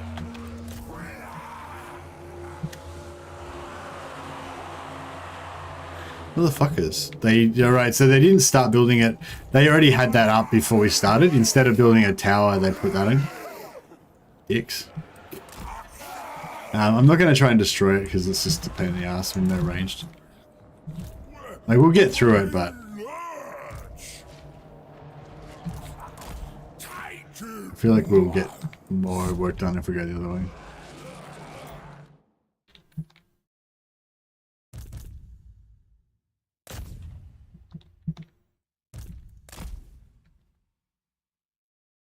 I attack on the left. I attack on the left in chess and most board games. Lol. I feel like doing something just because you do it is probably not a very scientific way of going about it.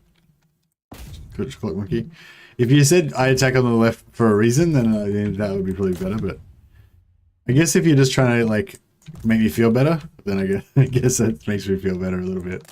I'm not alone. I'm not the only left side attacker. Yeah, it does make me feel better. It doesn't reassure me that I'm doing the right thing though. How about you have a how about you just have a minus 75% health buff there? We'll buff your health to almost dead. Enjoy. The gift of Nurgle. Check out this crap. We'll also give you a bit of a AoE.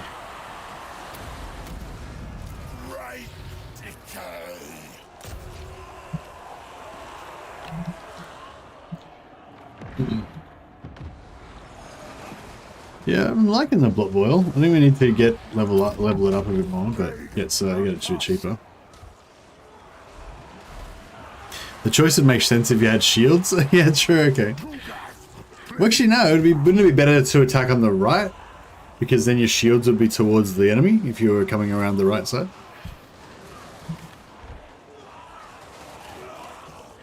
I remember something about like. I don't know if it's true or not, but I remember something about the reason why in England you go on the left is so that your sword arm is on the right, so you can like draw your sword to like fight the guy. Like if you were sort of sword fighting or whatever, you would naturally, you know, if you were sword fighting with a one-handed weapon like a rapier or a saber or something, you would kind of naturally go to the left so that you could attack to the right or whatever, you know what I mean? Whereas if you're doing a longsword or boxing, because you use two hands, you naturally go to the right and defend with your left side.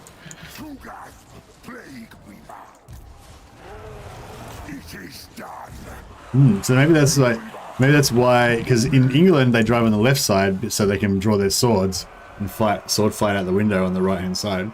Whereas in America, they drive on the right-hand side so they can box, and they can box out the left-hand window. Makes perfect sense now.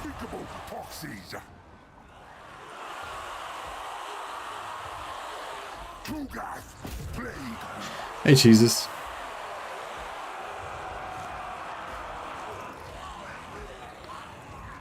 Move stuff with your stronger hand when you're playing for hours. It makes a difference. That's true, and it's sort of like... So, are you left-handed?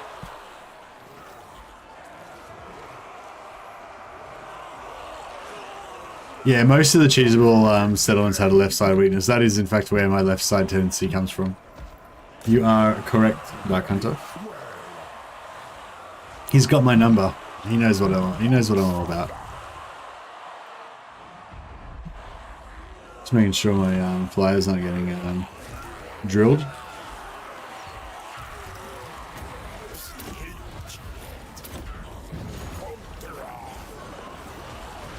Corruption is salvation. Alright, I think our work there is done. We'll just gift these guys with another you guys can have one of those. Enjoy that. Kugath can have a heal. Disease is a boon. They are worm food. Hey Mobius. This is probably the last one I can get out to you before the banking system's disconnected, LMAO. Oh, are you in Ukraine? Are you in Ukraine, Mobius? Yeah, I think I knew that you were in Ukraine. Yeah, fuck bro. It's not a good situation. The Count of Pestilence. Is the banking situation, is the banking system really gonna get taken offline?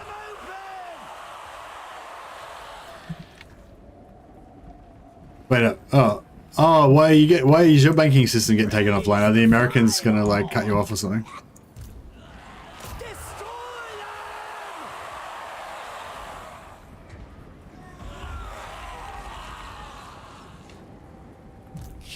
I've been out of town for the last few days. That I've been caught up with some family. Well, I went to a funeral. So yeah, I've been out of the loop. just dealing with family stuff and stuff. So yeah, not that I was terribly informed before that either. I'm just I'm the poster boy for ignorance, really. But yeah. Hey Seth, really enjoyed your review video, Mercy. I feel the same way, man. Yeah, thanks, Seth. Yeah, it wasn't really a review. It's more just to like, I don't know. Yeah, just I know there's other people that feel the same way as me. I'm not saying everybody feels that way, but I thought it would just be nice to do a video like that for that camaraderie feeling, I guess, so that we can all, yeah, I don't know. It's nice to know that you know the thing that you love. There's other people around the world that love it as well, the same way, you know, and yeah. So that was basically, I guess that was really the real reason I made that video, was just to be a bit of a like, yeah, I feel like that too, kind of thing. Because I've watched other videos that people have made like that, like about like Rome 2 and stuff. There's a really good video by I'm a mental blank. Anyway, it was a really good video that I watched that it was just talking about how basically how good Rome 2 was and stuff. Obviously, you know, differences of opinion about that, but yeah, but it was same sort of thing. It just kind of like, it was a sort of nostalgia, but also like reminded you how much you liked it. And yeah, I thought, oh, that was kind of like what I was going for with that.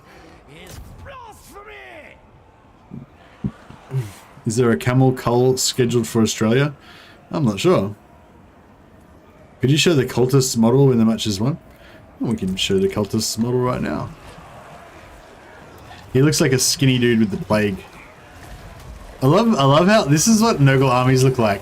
They're just like this carpet of like disease with these giant big monstrosities kind of crawling through them. You know, I think it's a really cool look. He's not got much mass, so it might take him a while to like push his way out. But yeah.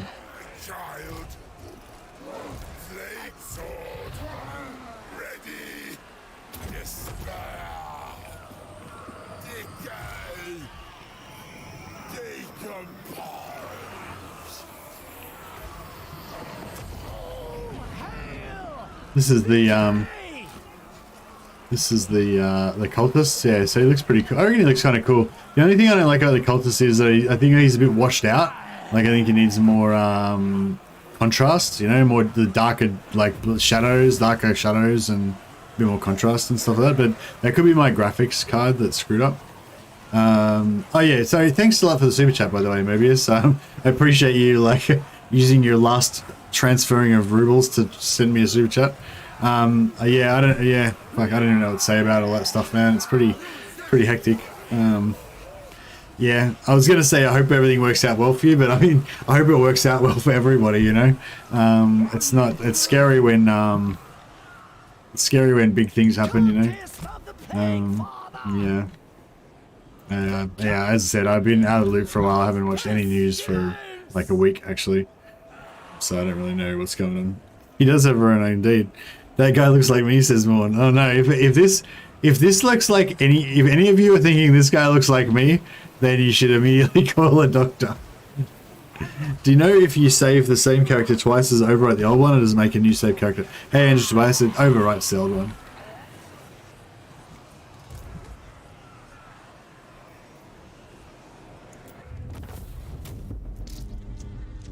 What character are you trying to save?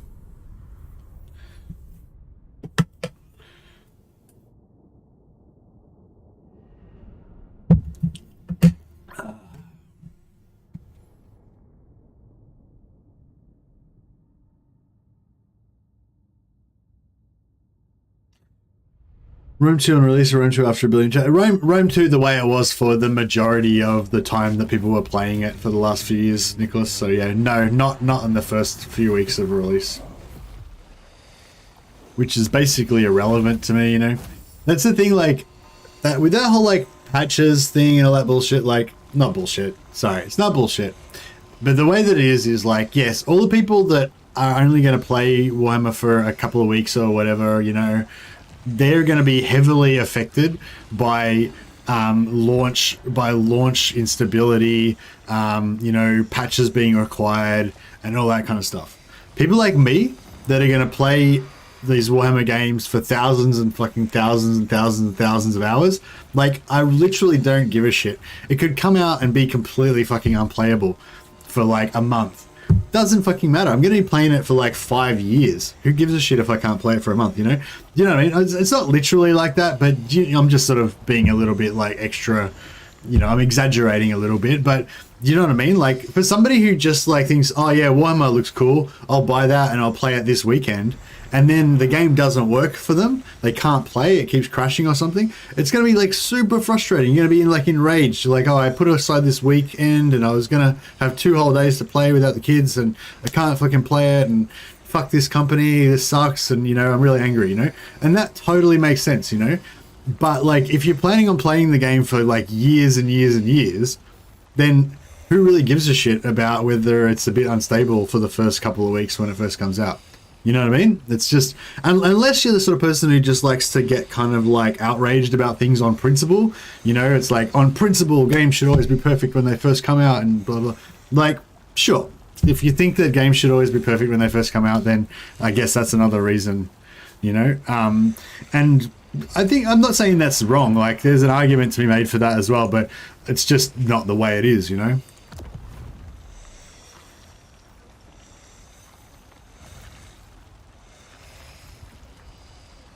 But yeah, personally, yeah, like personally, I've been lucky because I was literally able to play Rome 2 from launch with no problems. Like, you know, the bugs that were in the game didn't even affect me at all, really. Like, me and my mate started a co-op game soon after Rome 2 came out. It was like probably one of the best experiences I've ever had in Total War, and that was before they fixed any of the shit. You know? So, yeah. So, personally, bugs in Rome 2 didn't even bother me at all.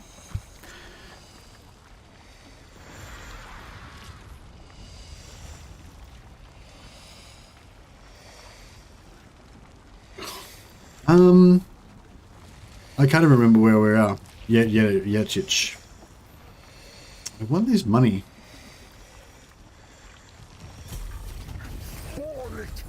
I don't know if I should go back and try and rescue Novchovsky and like fight these guys and all that, or if I should just carry on, because I don't really care that much about these settlements. Can we give this to...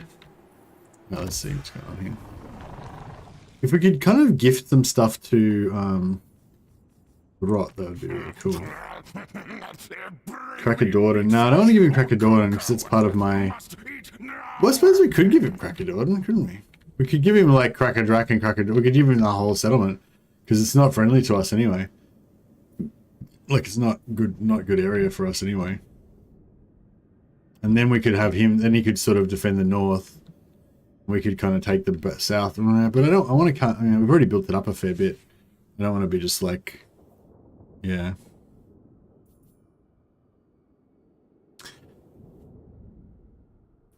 Civil War mechanic. Yeah, I didn't really like the Civil War mechanic, but I kind of like the Civil War mechanic.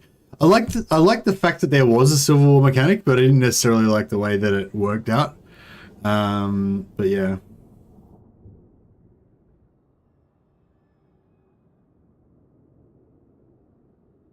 Kugas Crossbow first noticed you can block enemy reinforcements when you block their entrance at the edge of the map. And now happening in Field Battle too.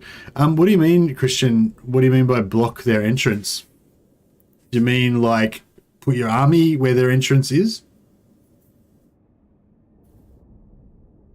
Because I've had my armies very close to the edge where they come on and it didn't block them. Like they still came on. Is that what you mean? Or do you mean just like killing them when they come on the field?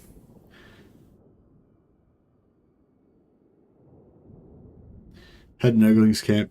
So what? What?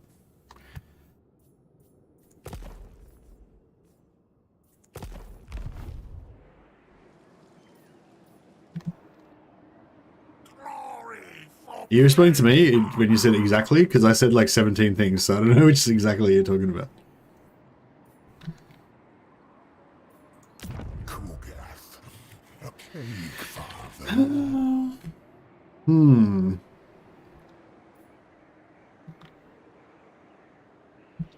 I guess we could try and hold. We could try and hold this. What do these guys got? Are they full of slayers? Oh, yeah, shit.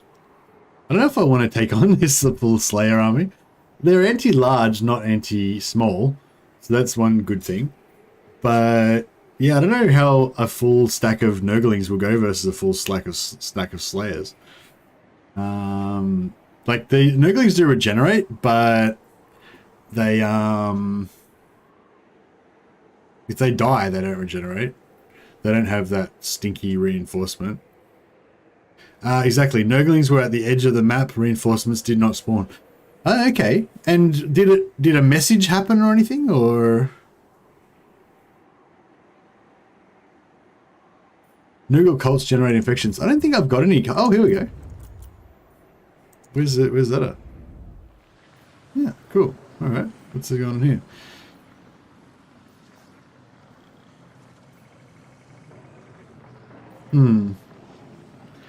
We don't really need infections. Yeah, see, all the cults, I feel like I just don't care about any of the cults except for the Slaanesh ones. But I wanted to check out the Tzeentch ones to see if they're actually any good. Does anyone have any cults that you actually give a shit about, or what? The Nurgle ones are pretty useless. Like if I want infections, I just go and fight a field battle. You get hundreds of them. Those, that's like irrelevant. The Slaanesh cultist one obviously is really good. I'll concoct a perfect plague.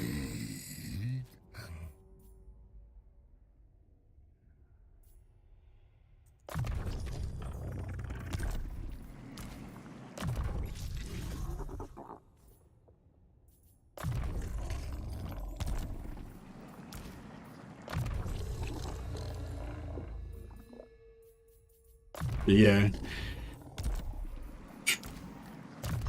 Fitted to master.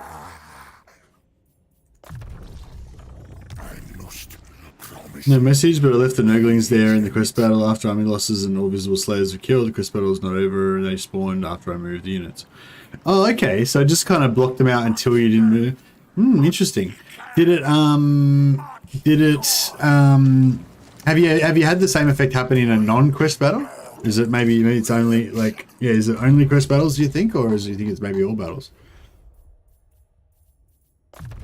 God for deconstruction.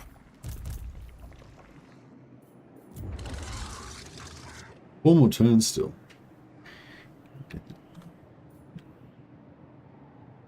Yeah, so these rebels here are kind of cool because they're not like, you know, no one's going to attack me through them probably because they're at war with everybody. I wonder if it... Oh, no, I don't want to lose Nachovsky because we've got the trade thing here.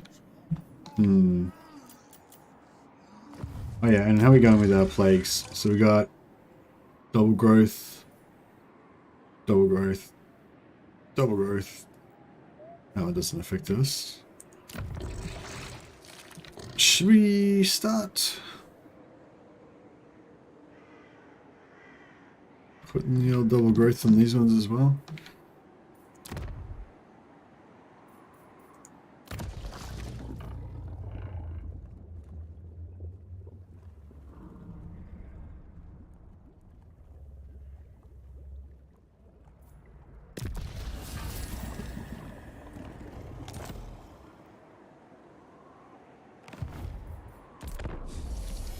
Alright, let's see how it goes. It appeared now one time in a field battle. Oh, you've had it happen in a field battle as well.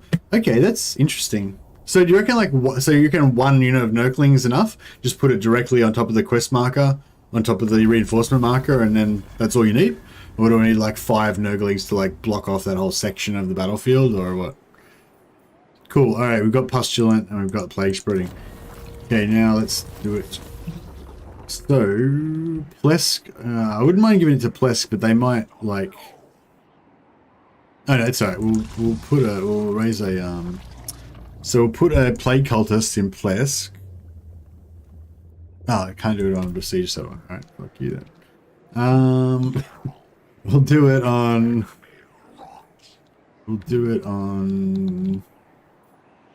Where's somewhere with a road? No, nowhere. No roads? No.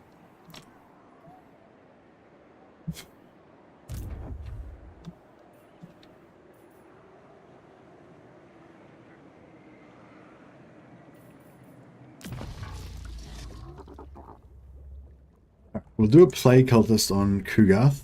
We'll give that plague cultist money. And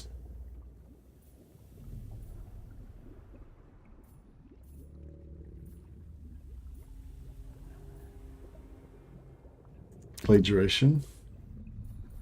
And we'll give it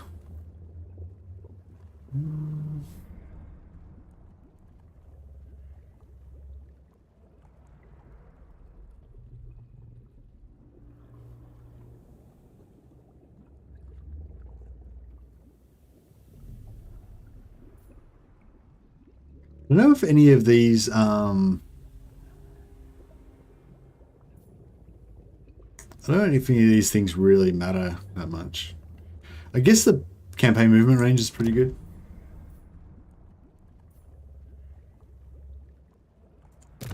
Cultist of the plague. Alright, we'll send this guy down down somewhere. I don't want to run him for too long because we've got to pay his upkeep the whole time, so. And should I send one up that way as well, maybe? So tracking, is there any? There's no roads there either.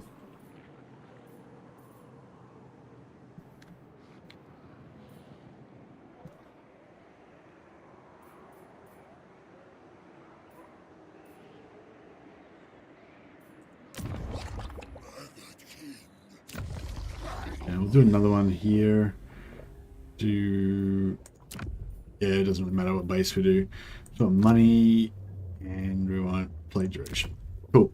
Now I'm hoping if we can try and get these money plagues going, then we can, if we can get them, you know, spread around enough. Oh, I've lost my focus on my camera again. Sorry, one moment.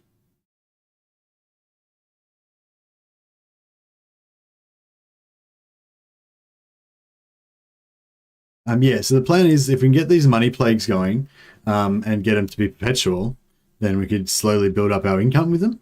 I don't know if that's actually going to happen or not, but... Cultist of the Fly Lord. Cultist of the Fly Lord. So yeah, maybe we send him out this direction. Try and start plaguing these areas. Spread the rot. I think these might be Skaven places, so I might go through them and try and get it, give it to somebody else. Let this world turn to fear. Actually, that's probably a bad idea. I should have just sent it down here and given it to the dwarfs or something. Yeah, I should have given it to the dwarfs. Shit. Okay, yeah, I'll just do that. Will bring It's a bit of a waste of money now, but that's okay. So the thing, it's sort of... yeah, it's sort of weird because... like, these guys cost 260 gold per turn. So it's probably going to take like 4 or 5 turns to get him anywhere. And then, you know, so that's like, you know, 1,000 gold. And then I'm only possibly going to get 150 gold every turn it spreads. And it's probably only spread like twice. So, you know, we're going to probably lose money on the whole deal, but whatever.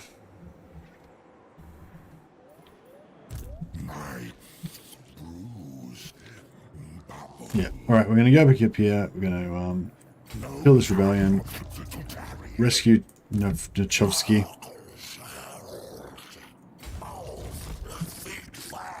Oh, we are.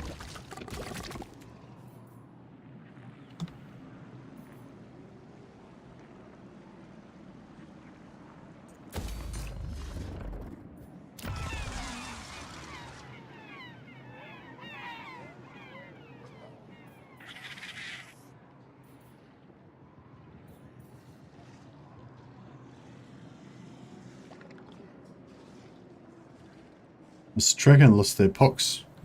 They got some other crap spread to them. That's, yeah, how does that work? Because they had this, they had like 13 turns of 50 and 13 turns of 25. So this one, oh no, that's still good. Yeah, yeah. This one's just got something else. Okay, sorry, I got myself confused there.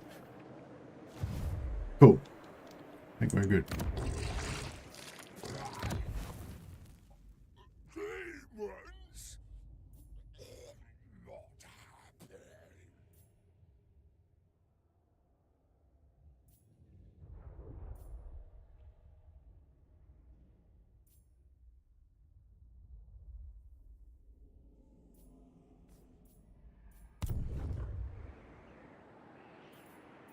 2 more turns. We'll be there. Okay, we're on to a new technology tree. Cycle time living tree of decay. Plague symptom. Highly contagious. 20% chance. 20% chance seems pretty good. I wonder if that 20% chance is better than 3 turns.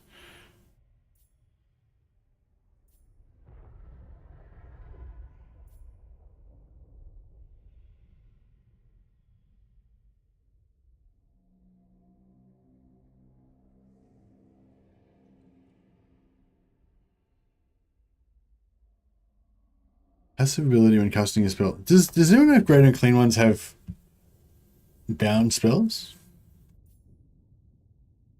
I want to unlock all of the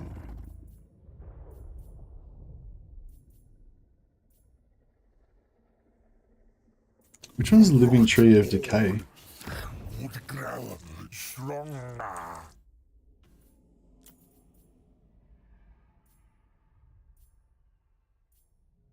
Living tree of decay. 420. Oh, living tree of decay is the one that's worth the big money. Yeah, it's 420 at max, so that's pretty good. It's 13k to build it though. Eesh.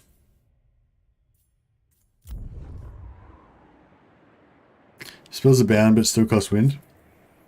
If they're bound, then they're not. Then yeah. By bound spells, I meant ones that don't cost winds. None of the units have bound spells in 1-3, I'm pretty sure. No, all the cultists have bound summons. And like the plague ridden have bound AoE damage and bound heals, and yeah, there's lots of bound spells. Oh, no, none of the units, non-hero units, right? Fair enough.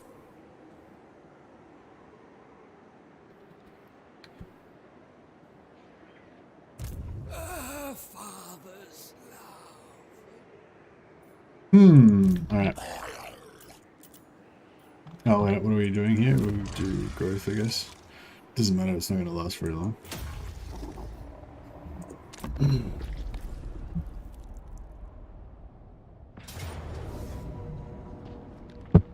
Do we make them bleed, or do we just accept it with dignity? I don't know. I forgot to advertise the stream on Twitter. Should have probably done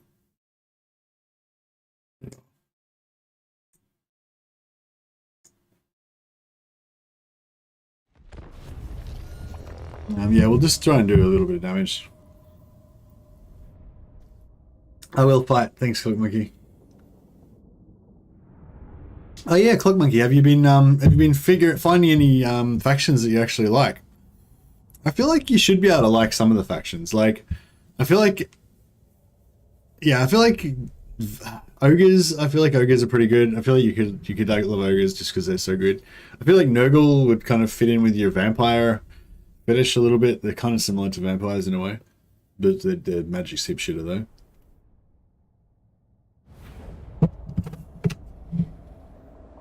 Well, they're kind of similar. Yeah, so Nurgle is kind of similar to skeleton spam with vampire counts.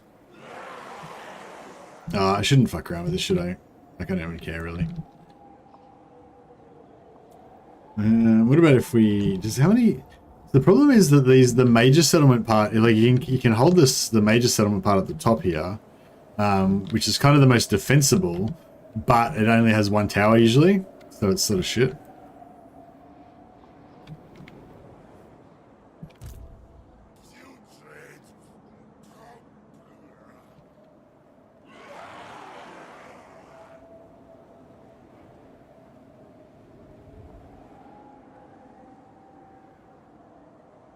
There's usually one of these that has like a bunch of towers attached to it, but it's really hard to see when you don't have the debug camera on. This one's got 2. Actually, I can't even be fuck fighting this battle. It's like we're not going to do very well anyway. I'll just I'll just hold up in the town square and let it take its course, I think.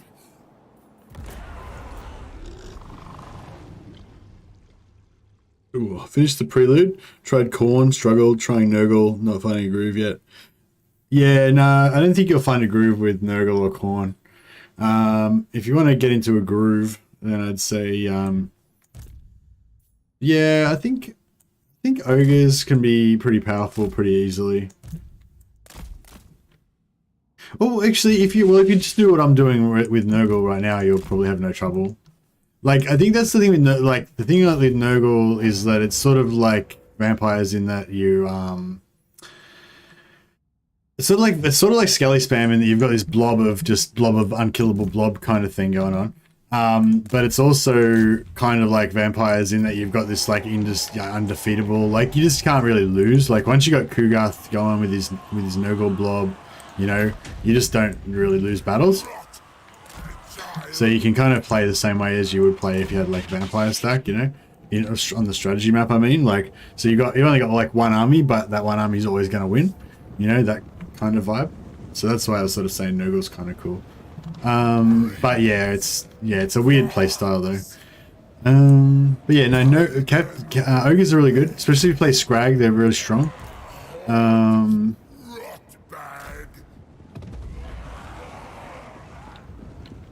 There's other stuff you can do with your gears still then. Yeah, I think that's the thing. Yeah, if you want to have like your ultimate kind of campaign where you do all the stuff you love doing and everything, then you're pretty much going to have to wait for Immortal Empires. But if you're like me and like Andrew Tobias and I guess a lot of the people here, you know, you're more like, you might not be having you might not be living your best life right now with Warhammer 3, if you, to use some modern terminology. But you know, we're finding out all the cool stuff that's gonna be cool when we do get to play our ultimate campaigns, you know, later on once we get the full deal.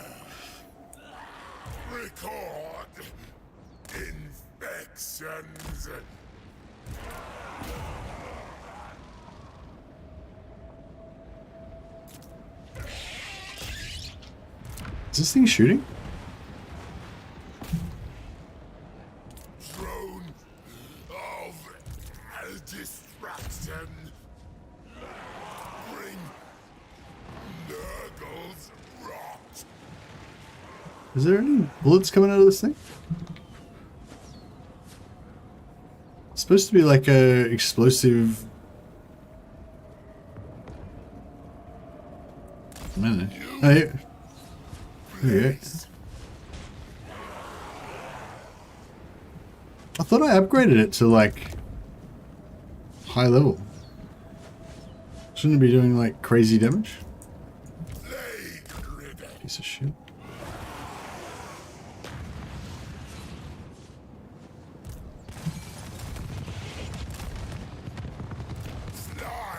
Don't know what's going on there.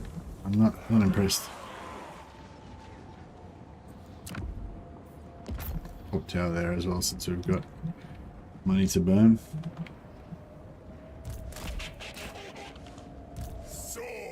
I'm just gonna, like, I don't even know what I'm fucking doing here. Who gives a shit? I'll just suicide them. This is like a waste of time. I'm at an age where learning new stuff really hurts now.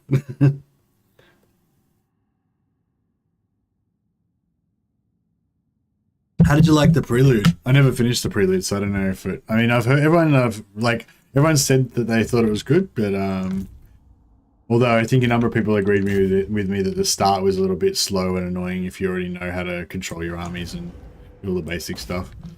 That was my only criticism of the prologue. That just I thought the start was a bit too forcing you to, yeah, it kind of forced you to go slow. No finished prologue, noob. No, noobs are the ones that actually do the prologue at all. Like if you're pro, you're just like, you know, like you start up the game and it's like, this is a hard game. You will need to, you will likely lose, you know. It's strongly recommended that you play the tutorial so you can learn the basic functions of the game. And then of course you're like, fuck that. Put on the hardest difficulty straight away. Go in, get smashed. Yeah, that's my vibe. Never play the tutorial. Always go hard. No, actually, no, I don't always go hardest difficulty. Sometimes I start off, like, yeah, basically, I find, like, it's a common thing, like, and that's why I kind of gave the feedback about the tutorial, that I felt like the start of the tutorial was too, I don't know what the word is, it's not hand-holding, but it's like forcing you to go through the motions, like when you already fucking know. Like, I already know how to move my fucking army, dude. I already know how to do all this shit. Why are you making me do this? You know? And it didn't let you, like, easily kind of skip through, you know? You had to, like, laboriously click on all this shit, and it was just really fucking annoying, like the first part. And yeah, that was just my thing. And I feel like a lot of games do that. They just make the prologue really painful, or the tutorial really painful. And I've literally had games that I was interested in playing and I didn't play them because I couldn't be asked getting through the tutorial. Like, I bought the game from Steam, started doing the tutorial, and it was one of those tutorials that had that laborious having to click on all the shit even though you already know how to do it. And I just fucking uninstalled it and went back and started playing Total War again. You know, like, and so, yeah, and that's why I gave them the feedback that that's what I felt when I played this tutorial, in the hope that they would change it, because I don't know if there's other people like me that have got fucking undiagnosed ADD and they can't sit still for 2 seconds in a prologue, but, you know, but yeah, I felt like I had to give that feedback. Damn it, I was hoping to keep this. Well, maybe we'll try and win this one. The prologue was 10 out of 10, would highly recommend for new players. That's the thing, I reckon even if you're a new player, it was still too dumbed down. Like the first part, like it's just that first part where it's like, you know, select your army, click on the map, and you know, and it's just, it's like, for fuck's sake. Like, how fucking new do you think I am? Do you think I've like never played a computer game before, or what? Like, what? But yeah, but my point is that, like, yes, if you're super new, if you're scared of computers, fucking, or whatever, like, yes, then it would have been perfect for you, you know? But like, for everybody else, it's like, should I be denied the storyline as well, just because I can't sit through this monotonous, like, shit, you know? Like I feel like the you know, they basically gated the storyline behind this really annoying, you know, tutorial thing that I couldn't sit through. I don't know. Maybe I'm just trying to blame CA for my own failings, but yes. Basically, I didn't have the patience to sit through the prologue, and now I resent CA because I want to find out what happens in it, but I can't be asked sitting through it.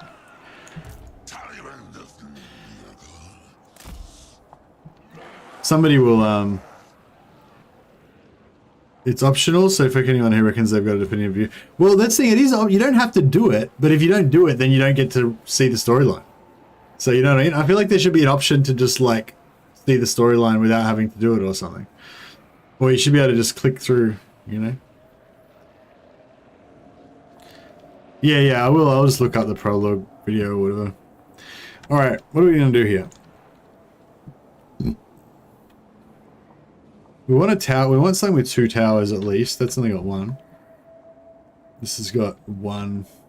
It's only got 1. Although, actually, we could get the one. We could have both of these, couldn't we? Because we could hold the second one and then get the tower from there. But it's still only 2 towers. It's not a great deal.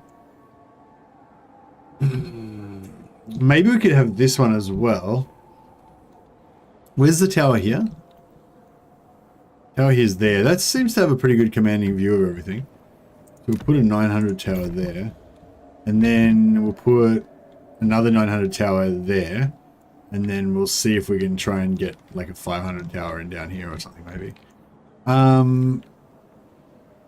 Yeah, normally I would say try and rush out and like bum rush one of the sides and wipe them out first. But since we're in Nurgle, we won't do that.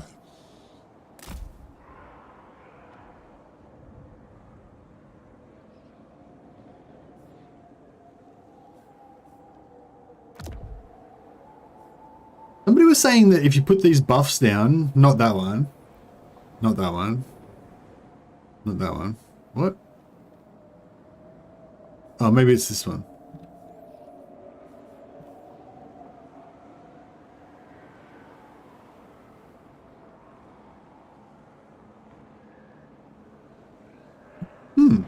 Does Nurgle, do different factions have different types of barricades? Oh, yeah, they do. Because normally this one's like melee defense or something. Check this one out. Heals per second, 0.2. How sick is that? I never noticed that before.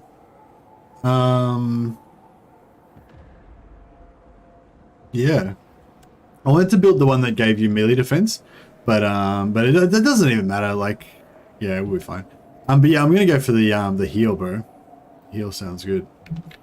What's the AoE in it? 32 meters. Okay, so it's pretty small. Well, we can maybe try and cycle our units around to it. Anyway, that's fine.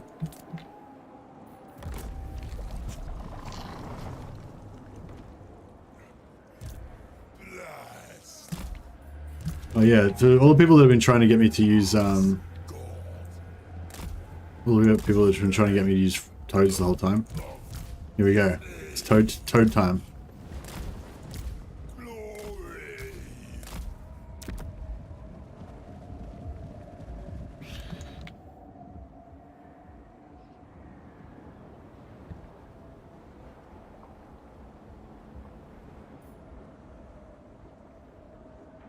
Yeah, this one's the one you want. Barricade Monument, 2 heal plus 2, yeah, 0.2% heal per second, and extra leadership.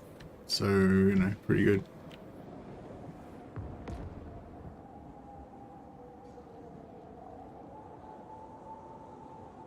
Hey Shane Smith, if you build a blocker, it funnels the AI into a single point on this map. Yeah, if we build a blocker there, then it basically makes the AI have to go all the way around here and come up here. But the blockers, they can attack the blockers and like break them down. And once they go down, like they're gone. So I figured the heal's kind of better because then we just kind of fight them there. But yeah, you might be right. Maybe the blocker would have been better to build. Maybe versus Nurgle, the blocker is actually good because I've built the blocker versus like Kislev and they're just like, they just shoot it and it goes down in like 2 seconds. Whereas versus Nurgle with their, like they'd have to melee it and there's problems trying to melee them down. So yeah. But yeah, see now we've got this like healing thing here, which is pretty cool. Did that tower just try and shoot them and hit the...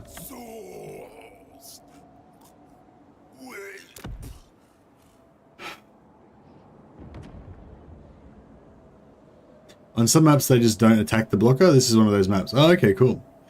I suppose we could have built a heal here, but like too far away for us to really use it. Whereas if we have the heal there, we can actually use it. So.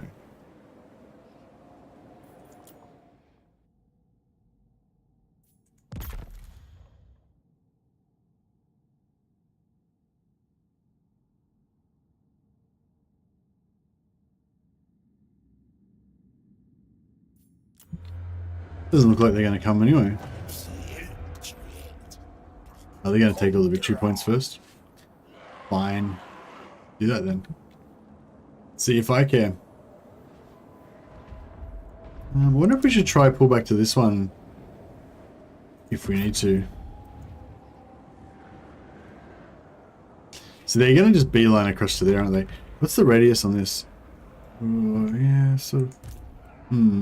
Like I want to sort of be inside the radius, but still like be over here enough to kind of, you know, but they're just going to run past us and just run in there, aren't they?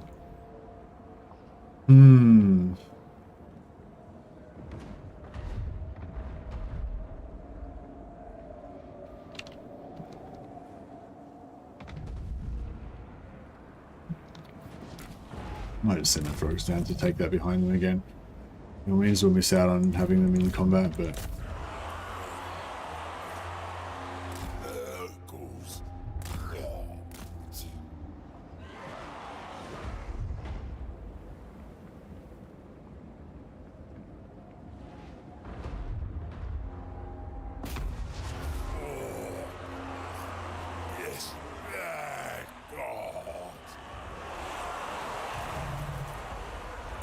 I really hope CA makes it so you only need 1 point in them and they remove the ticket system. On major settlements, yeah. Minor settlements, you only do need 1 point.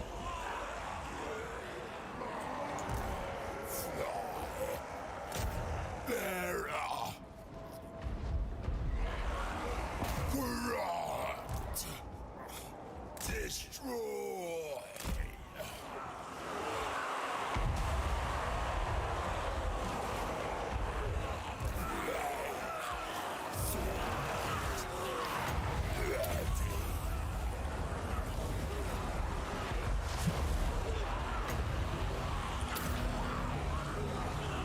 No, actually that was a waste. Didn't give me psychology. Black. Shit, I don't think we're going to win this.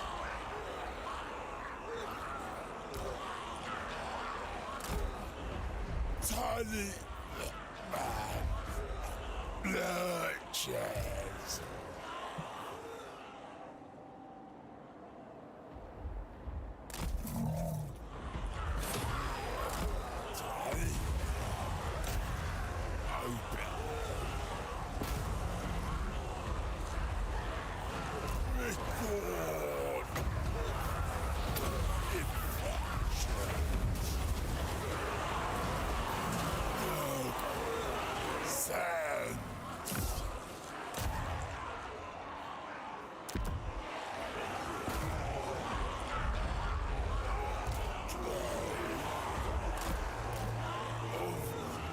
Destruction.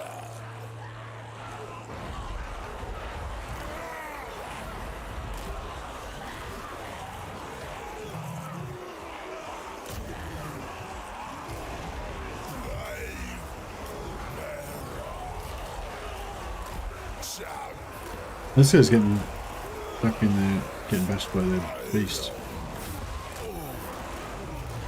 Oh no, he's gonna get out.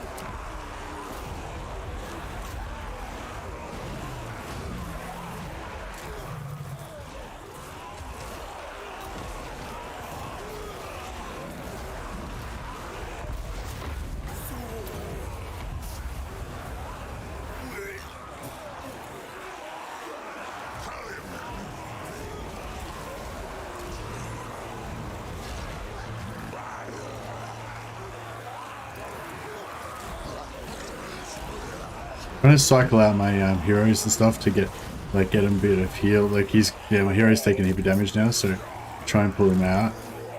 Getting to get a bit of heals. Keeping the Nurglings in here. The Nurglings don't have any regeneration or anything, but yeah, I'm just trying to keep them out there. The Toad's got a bit of regeneration. Send them back in again. Try and keep the Plague Bearers out for a bit. Trying to get my Lord out. If they want to come over and fight me in the regen pool, that would be ideal.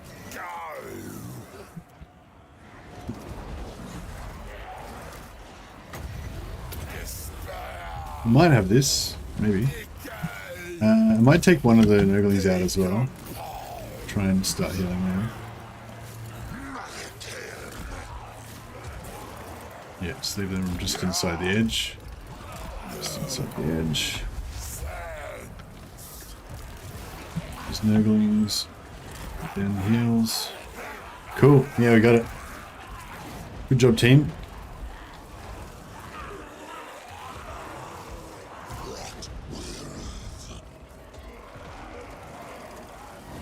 Yeah, they're all healing up. Good job. Alright. Nurgle defenses win the day again. We We can actually just sit our hero in here until he heals up.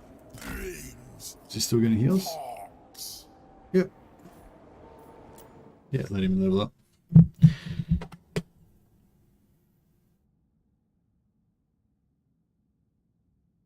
Do tier 1 Nurgle towers have explosive damage? I'm not sure. I was just looking at it before. Missile damage is explosive. Yeah, they do. Yeah, the tier 1 towers seem pretty good.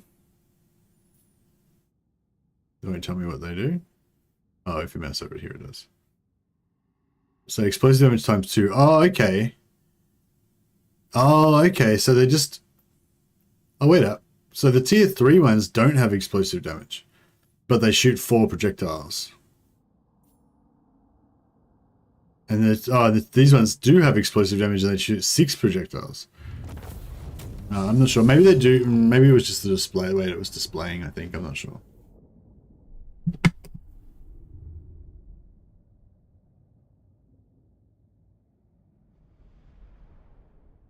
Yeah, I think a few people have mentioned that they reckon they should remove the 2-point system for the major settlements. It seems weird that major settlements are like weaker than minor settlements. I'm sure that's not the intention, you know. I've heard the tier 1 ones are the best. Oh really? The tier 1 ones are better than the but the tier 5 ones shoot 6 projectiles and they do more damage. Seems weird. Okay, maybe we should try and check that out, figure out if that's correct or not. The tier 3 towers I had just then seemed to be doing pretty good. But, I mean, you know, the tier 1 ones could have been even better, I don't know.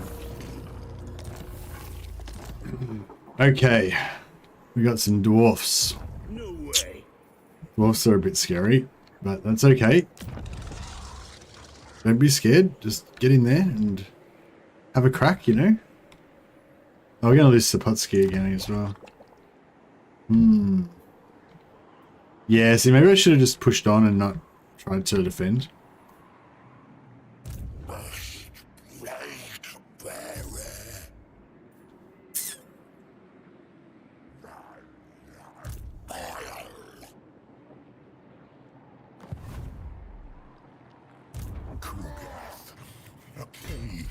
I wonder if these dwarves are going to run.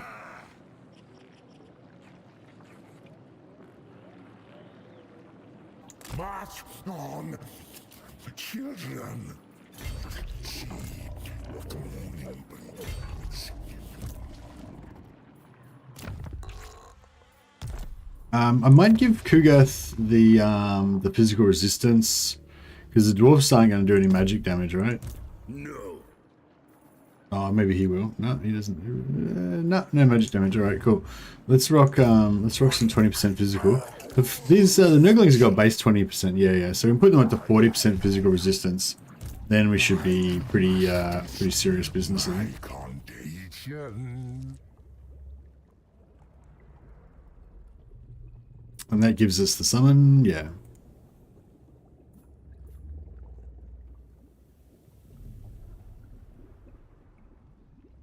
Oh, we're not going to have this summon because... I don't think we're going to have the summon because I think this guy's army is going to be the one. This one's the one that's going to be initiating. We should still get the 20% physical resistance though, I think.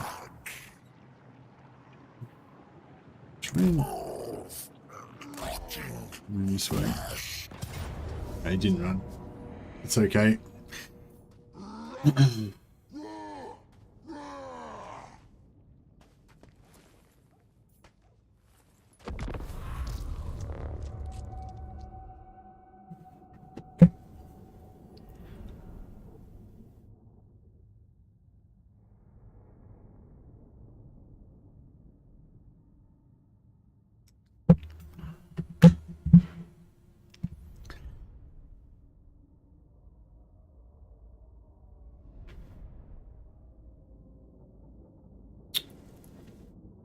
But the thing, it's a major city, so it's tougher to, of course, it's tougher to defend. Yeah, I kind of get what you're saying. Like, but it's not really like that, Nicholas, because like if you upgrade a minor settlement to have walls, then it becomes a major settlement. So basically by upgrading a minor settlement, you turn it into a shittier settlement that's no good. You know, like, how does that work? It's not about the size of the settlement, it's about whether it has walls or not. And if you put walls on it, they become the shittier ones that have 2 points, you know what I mean? Like, it doesn't have 2 points because it's large, it has 2 points because it's got walls. That's why it doesn't make any sense, and it's why it needs to be changed. Or why it, you know, probably should be changed.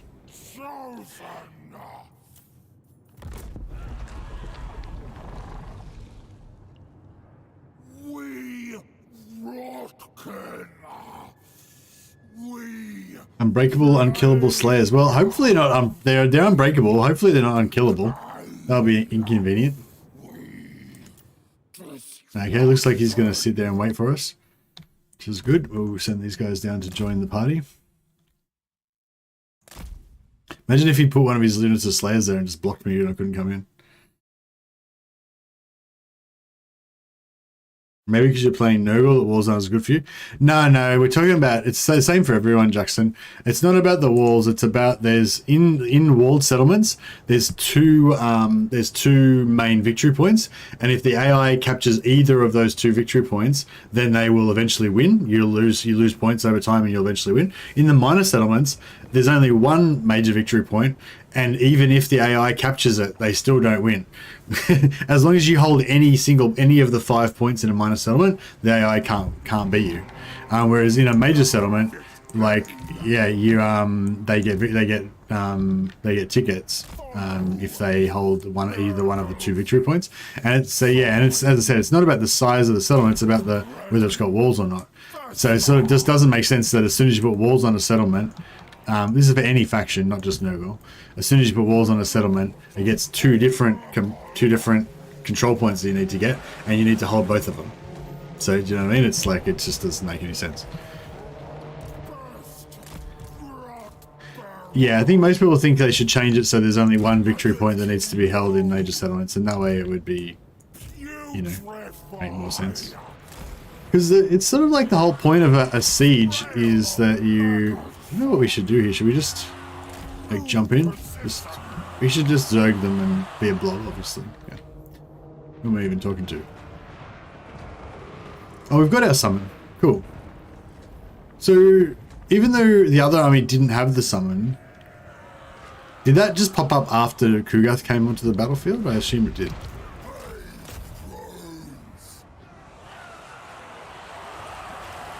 No problem here.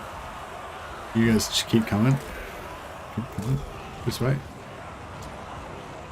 Kugath, we can pop some melee defense.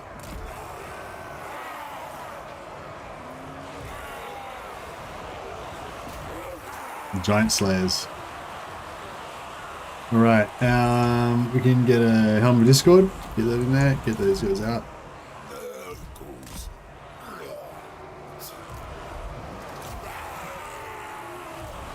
Get everyone nice and blobbed up. Keep Kugath in the middle, so he's getting a nice regen. Now might be time for some Blight Boil. Now the dwarves have got magic resistance, so it'd be interesting to see how much they actually take from this. It's 30-ish, 25 to 30% damage, I'd say. Okay.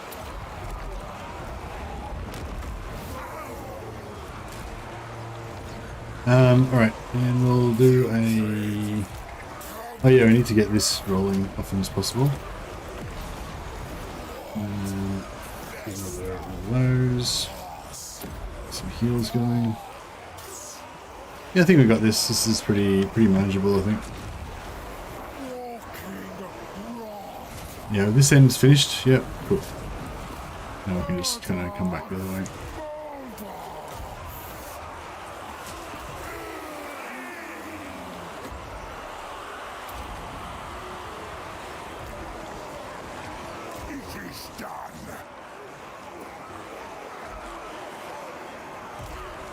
Another Blood Boil, maybe?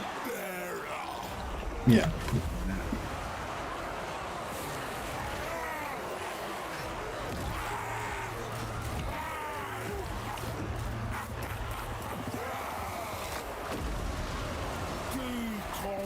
Yeah, they're done.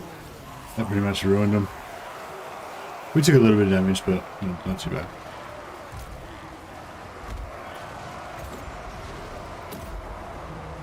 A big heal for everybody. Now, yeah, we're going to come out of this pretty healthy, I think.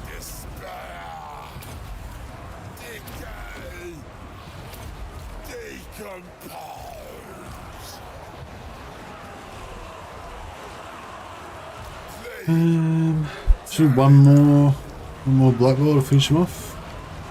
Maybe we'll pop one of these on them. Right.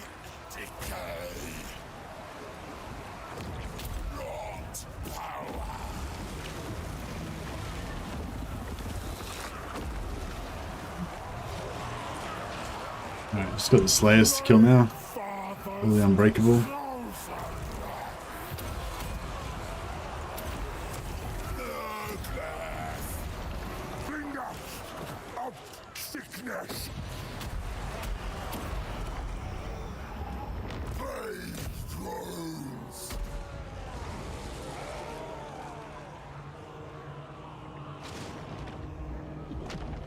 So how many damage you did with Custer? Yeah, he's done 52,000 damage, 5k worth of damage value, and he's also got the Mortis engine as well. So yeah, so 2 good Blight Boils and a single target Blight Boil plus 2 casts of the Mortis engine. He'd definitely be our star player. He would have done more damage than anyone else for sure. Oh yeah, we still got to kill this bad boy.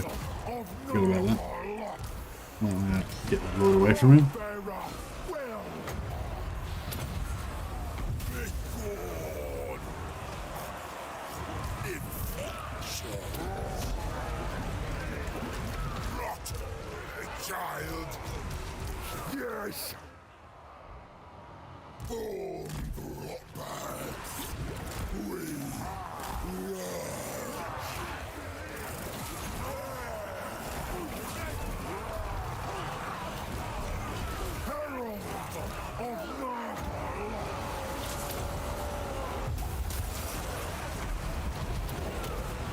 Get those debuffs going.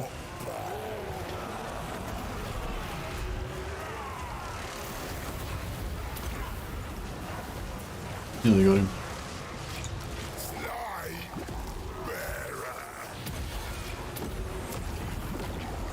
There we go. Shouldn't there? I think there should be 2 garrison upgrades. One with more troops with the walls, while the other just even stronger troops. Keep it minor type. Yeah, well, I get what you're saying, Blood Reaper. But the only reason to do that is because the major settlements are designed badly. Like, you know, if you want to make a minor settlement stronger, then like upgrading it to have walls and a better garrison should make it stronger. You know, you shouldn't have to like have a separate upgrade that upgrades the garrison but doesn't upgrade the walls, because putting walls on it makes it weaker. You know what I mean? Like they don't need to like make non-walled settlements stronger because no one wants to use walled settlements. They need to fix walled settlements so that people do want to use walled settlements. You know what I mean? But yeah, good. I mean, you know, good suggestion. But yeah, no, I think that's not the way to go.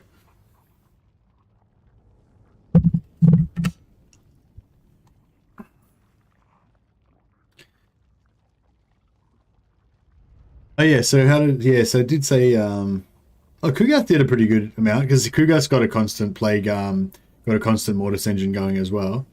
So he did 4.1k, but this guy did 5.3k. Yeah. So he got more kills because he was shooting with his artillery that gets lots of kills, I guess. But this guy got more damage. And the rest of the Nurglings mainly are just there as armor. You know. So yeah, once we get some more, we've got like the Nurgling armor is really effective because they're just all regenerating and distracting and whatever. But yeah, we just need more damage output basically. We could get in more infections, but we're pretty right on infections. I'm just going to take money.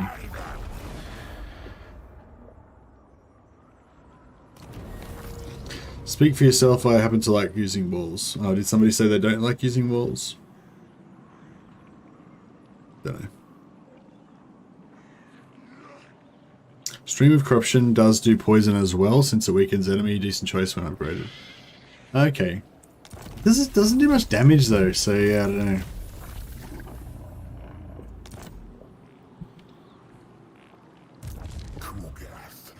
A plaguefather.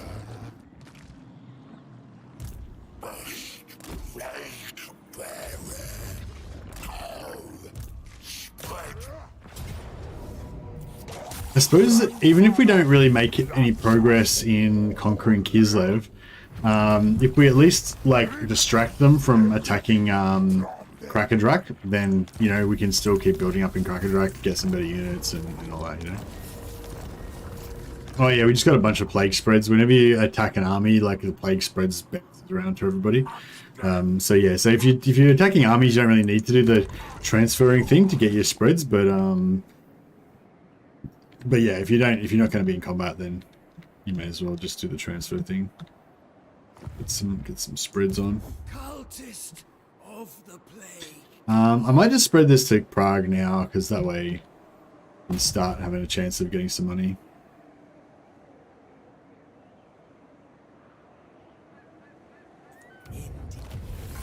We should have straight away gotten 150 gold there. And if it spreads again, we should get another 150 gold, but I'm not guaranteed. I haven't confirmed it actually works. Satisfactory outcome.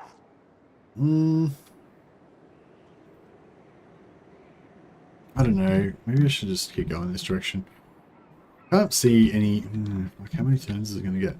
Like 1, 2, 3, 1, 2, 3, 4, 5. 1, 2, 3, 4, 5. So 5 turns we could get to silver. Or 1, 2, 3. No, we're probably going to take that though. 4, 5. Yeah, we'll go this way. Yeah, we'll go this way. Just wasted 2 turns of movement there by going the wrong direction initially, but that's okay. I might actually pop another one while we're here.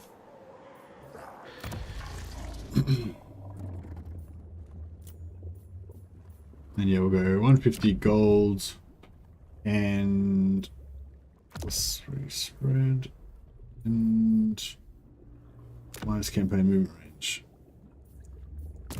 Cultist of the plague god.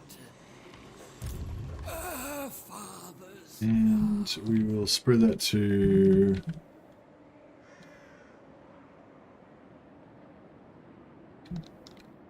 it's spread to Plesk right now.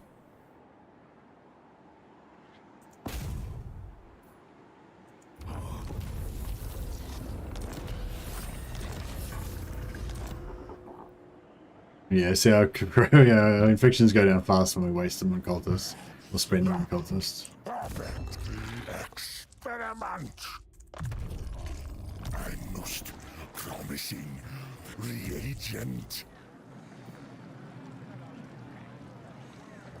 Sickliness is next to godliness. I haven't heard that before. Sickliness is next to godliness. Very holy. The holy plague.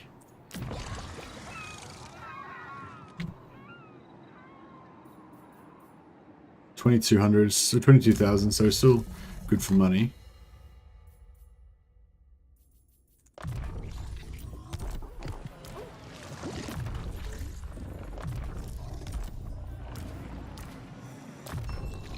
Got some more summons.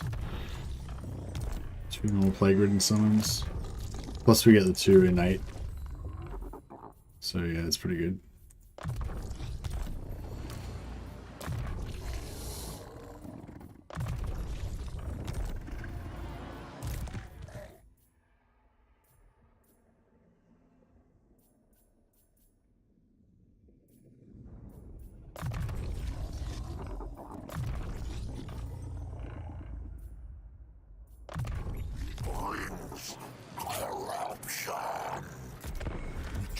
How many settlements does Katarina have? Oh, I don't know. I'll have to have a look. Might be able to white her out at this rate. Actually, yeah, that's a good call. Maybe we should just bum rush and wipe out Katarina and Kostalton. And then we just don't have to worry about them anymore. Actually, yeah, that's a really good call. Instead of like going around playing Hungry Hippo, bloody trying to take out all different things everywhere, just go after one faction at a time. Yeah, you can piss off, Demon Man.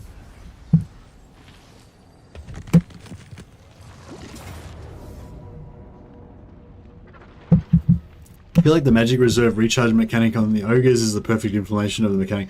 You mean the one on the end of their line that they get back reserves when they're in combat? Hey Ninja Jim. Hey Mercy, hope the campaign is going well. Yeah, it is going well, and thanks a lot for still being a member after all these months. Much appreciated. Appreciate the support. Does some of the new voice acting in Warhammer 3 sound like step down in quality? No, I feel like the voice acting seems like exactly the same quality. I feel like it's the same voice actors. Fuck this guy. And the horse he rode in on. I didn't think they were going to come through those Chaos Rebels, but they did. Dwarfs, my lord, yeah. I don't know if we're going to... I don't think we're going to stand up to this. I wouldn't mind just doing a bit of damage to him anyway, though, just to, you know, teach him a lesson. Yeah, I'm pretty sure it's the same voice actors as Nicholas. I recognize quite a few of them. The female voices for Kislev are the same as the vampires from Warhammer 1. Pretty sure. And some of the Nurgle voices are the same guy that does the goblins in Warhammer 1. Do we have Salty Mercy today in chat? Do we have Salty Mercy today, chat? Am I being a bit aggro today? I do feel a bit salty, actually. I don't know. I think Nicholas just always pisses me off a little bit, so I always get narky when Nicholas is being active in chat. Because I think he intentionally tries to piss me off, or just tries to piss everybody off. And it tends to work on me.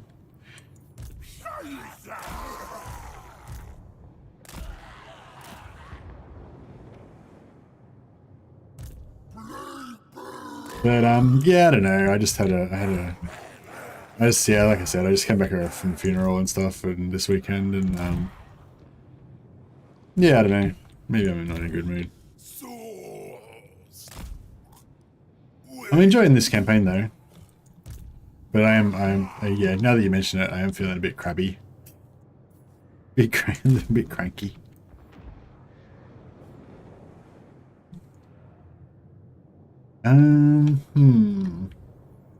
Yeah, like if I was playing like Slanesh or something, I would just have all my units here. I'd rush out, just wreck this army, and then like run back in. But I think it doesn't work with with Nurgle because they're too slow. I think it means well. Oh, Nicholas. Yeah, no, Nicholas is alright. He's just a bit I don't know. He's just got a certain way about him. But yeah, he's alright.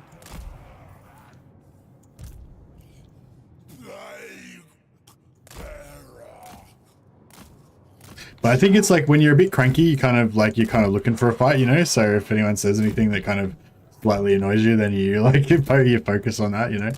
But yeah, I'm being a bit salty. 20k damage on 5 gorges. Oh, nice. Just my usual trolling. Nah, you're alright, Ninja. And then you're alright too, Nicholas. So I hope you didn't offend you or anything.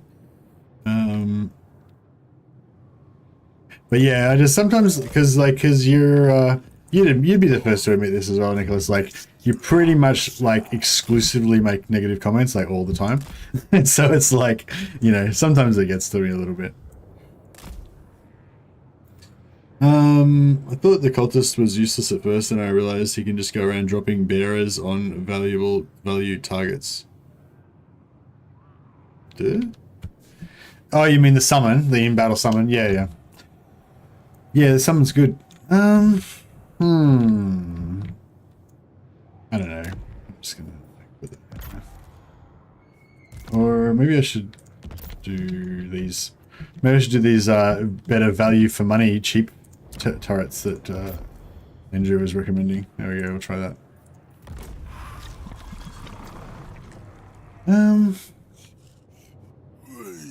Actually, that one there might be good, hey? wonder if... Maybe we could... Oh, we can't even get there in time now. We fucked up and it took too long. But yeah, like, maybe that one might actually be the one to take because it's got this thing right here with this, with the heal. It's very close by. Fuck, I want all my dudes over there now. Damn it. Probably a bit late now.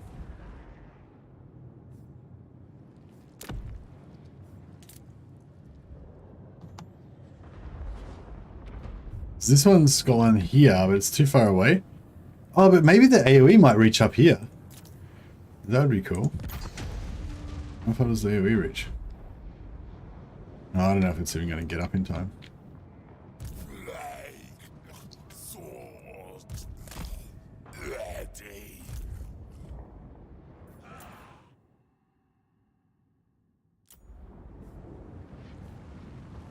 Is he going up? Boom. What's up? Yeah, it doesn't reach up there. It's annoying. Yeah, okay, so next time, if we're playing Nurgle Defense, we go this one. Because then we can, the AoE here will like go right to the edge of the square here, so we can basically like control that, get heals by just wiggling over here, and you know, it'll be all good. Basically.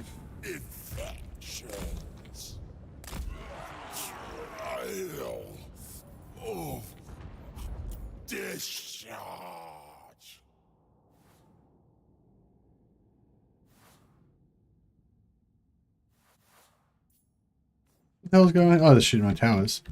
Fuck off. Get them.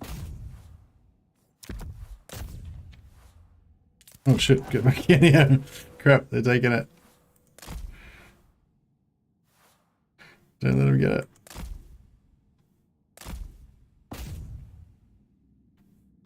There we go. Did we take these? Oh, they took out my tower. God damn it. Do the high level towers have more hit points? No.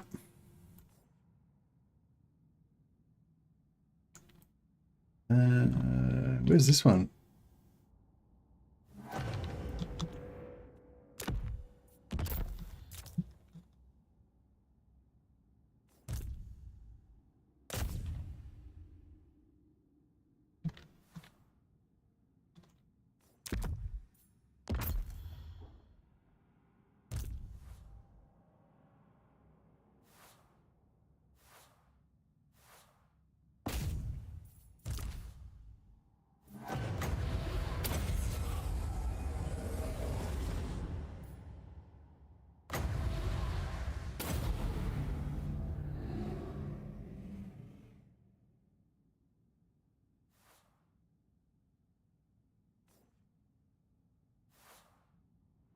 Reach. Nah, we're gonna die. Heal, heal. No. All right, well, we lost that. That's fine.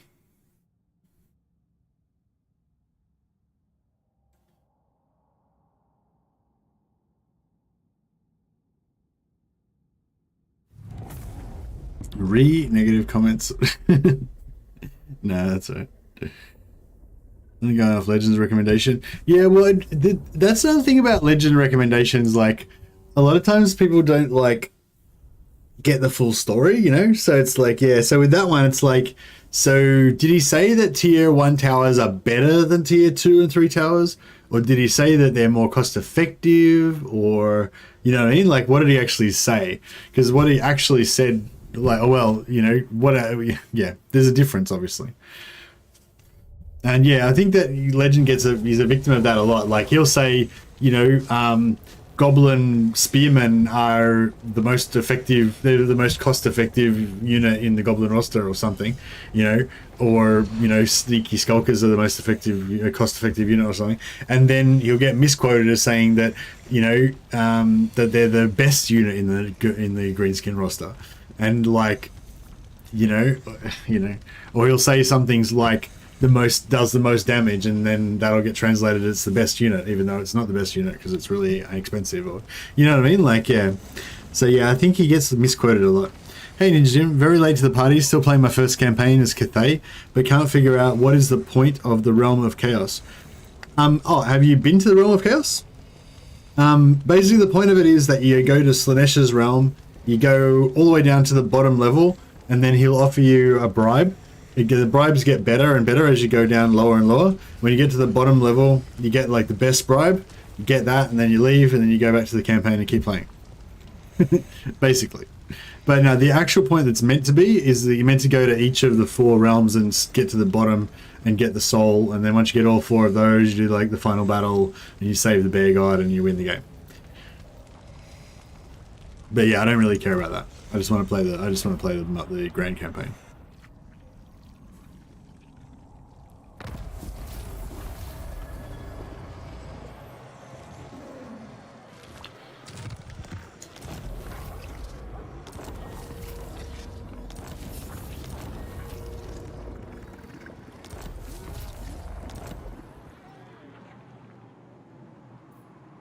Okay. Cultist of the Fly Lord. What's the difference between Law of Yin and Law of Yang? They're 2 different laws with different sets of spells.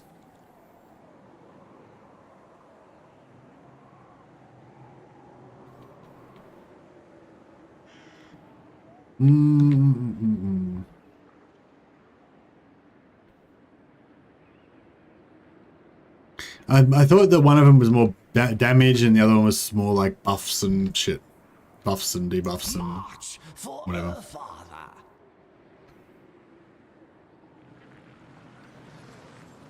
Your pale, wintry flesh will weep. I'm fighting in the Chaos Realm, but feels weird and doesn't seem to go with the campaign. Yeah, that's pretty much what I think as well.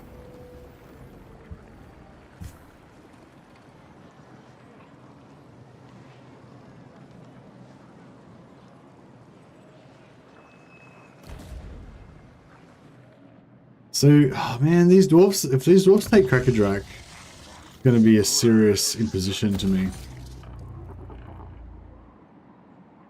Oh, I kind of want to go back and deal with that, but then I kind of want to just like try and wipe out. Now that you've put the idea in my head, I kind of want to wipe out, try and wipe out, Arena. How many? She's got like 4 settlements? 2. She's only got 2 settlements. Yeah, so we could take her out. It's just Kislev and... We can see the other one, can't we? I thought we could. Yeah, Volksgrad and Kislev. Yeah, alright, well, yeah, let's do it. Let's just beeline straight for Volksgrad and take it out. We'll take Plesk. Yeah, we can't get there in 1 turn anyway, so we'll take Plesk.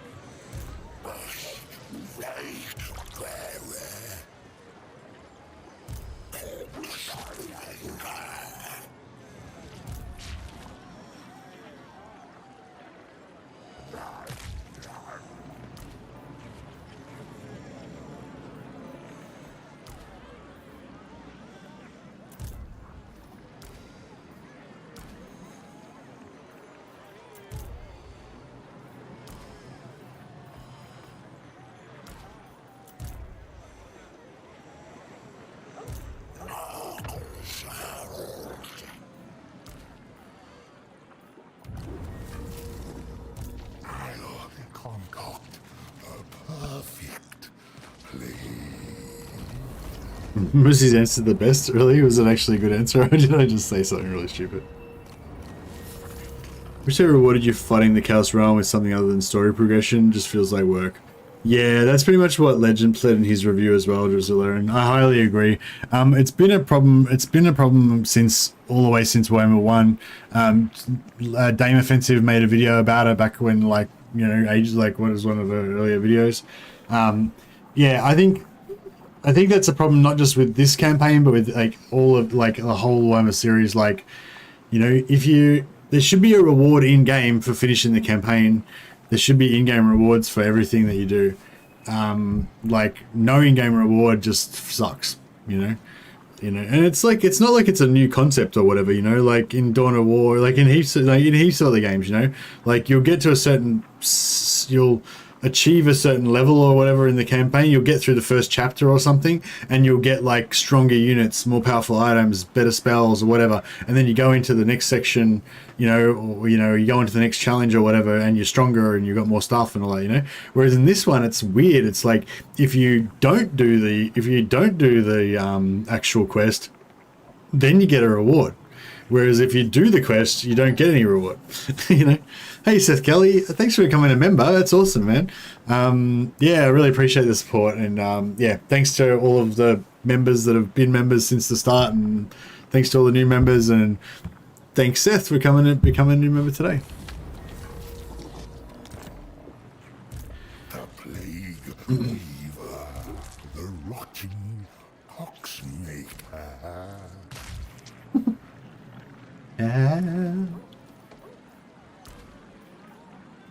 Northmen first to fall.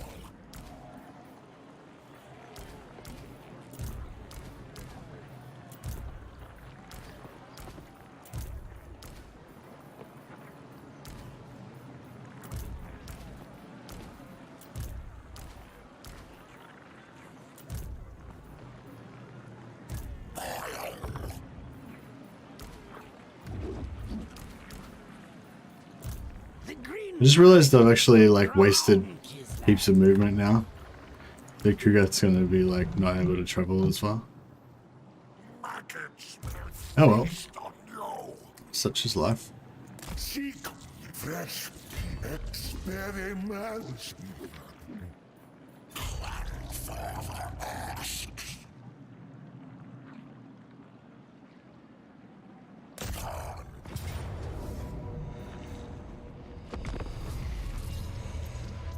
Oh, hey Seth as well. I've got a Discord channel. I don't know if you're already on the Discord or not, but there's this link in the description below. If you want to check out the Discord, go join that, and just shout out to at Mercy the Mad or just at Moderator, or just in any of the channels in general or whatever, and just say that you want your patron badge. Basically, you'll have a special badge that'll make your name green on the Discord and give you access to a private chat. But I don't know, it's nothing special, but yeah, it's just yeah.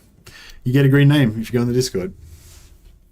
Don't get me wrong, I still enjoy playing the main campaign, but I just don't try to win. I just enjoy playing. Yeah, same here, Gisela.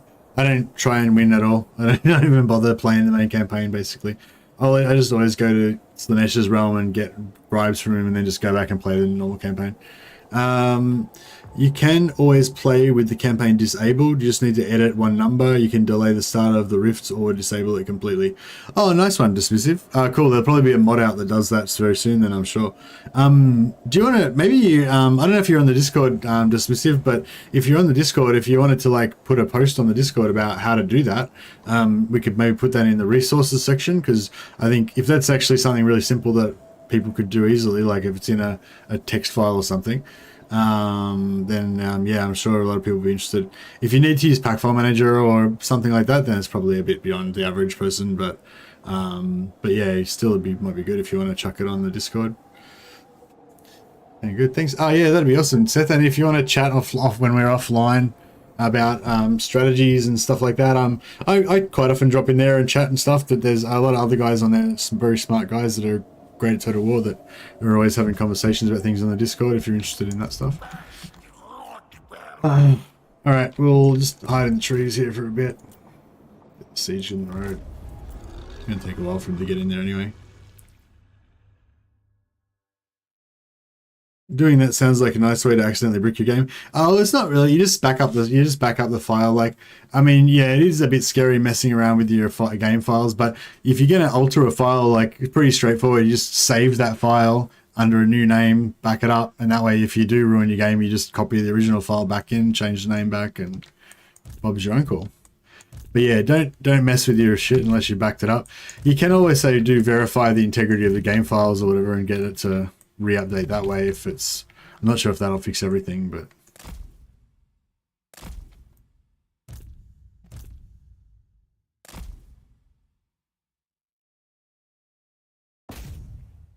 Wonder if mouth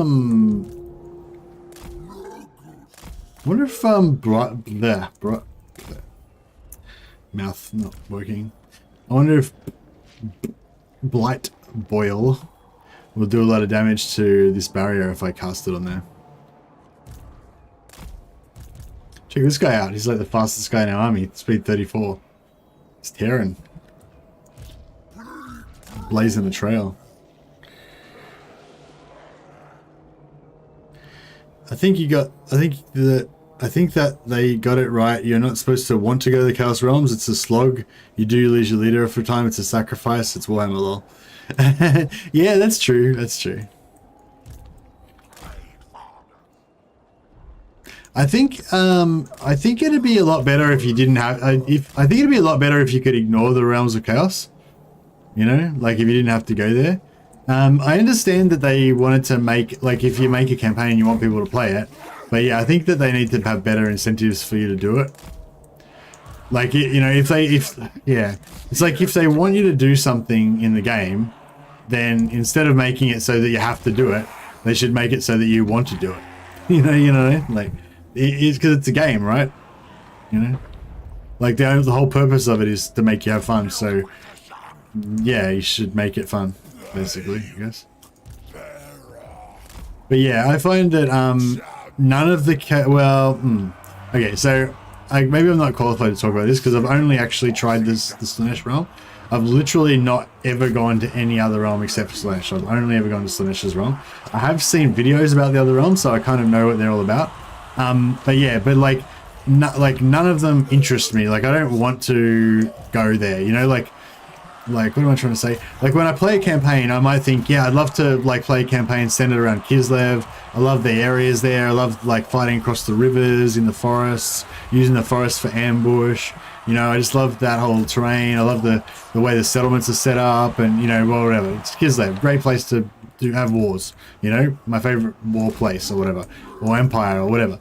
Whereas, like, you know, like it's not like that with the Chaos Realms. Like there's no Chaos Realms that you want to go to because they're awesome. You know, like they're like, yeah. I mean, like Slaanesh Realm's not that bad because it's like kind of pretty. It's because you get to have a few fights with the Slaanesh forces. You get some rewards from the battles, and then at the end you get the really good reward from Slaanesh.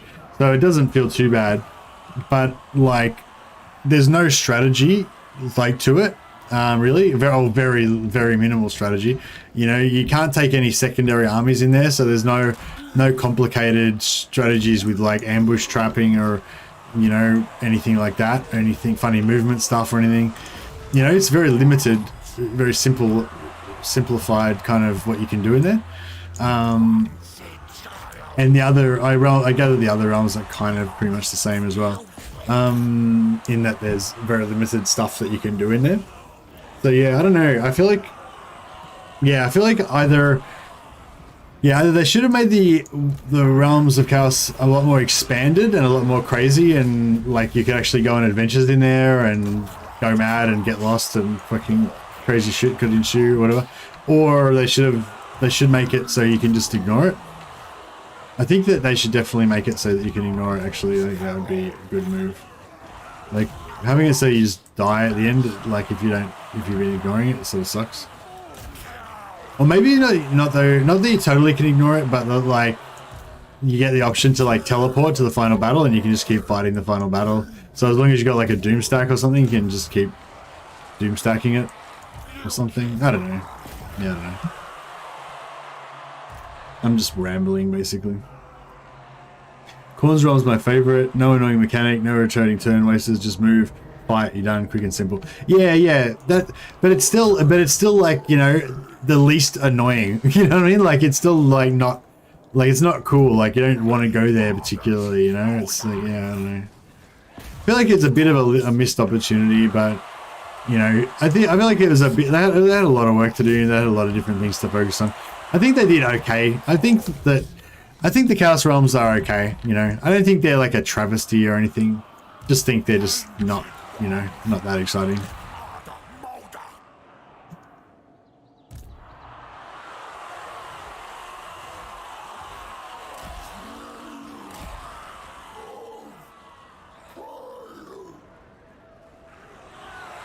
Yeah, it is kind of funny how like the champions of the gods get punished by their own gods for going to their realms.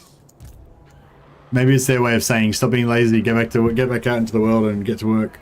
And like, why is Nikari trying to steal the soul from Slanesh like his own god?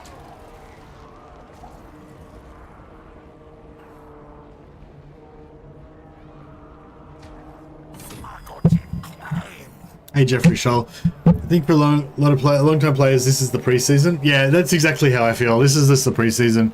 We're just getting warmed up. We're just testing out the new equipment, you know, testing out the new players, playing a few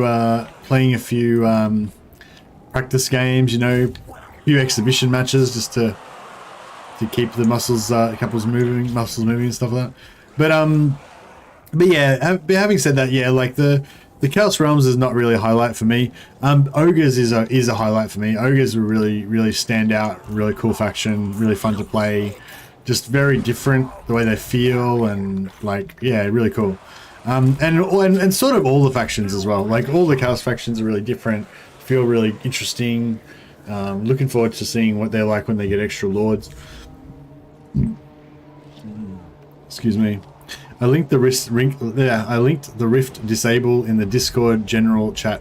Oh, can you do @Mercy the Mad in your post dismissive? Because otherwise I probably won't see it, because general especially moves pretty fast, so it'll be gone by the time I go there, you know. So yeah, if you just write @Mercy the Mad, like one word, and then it'll pop up.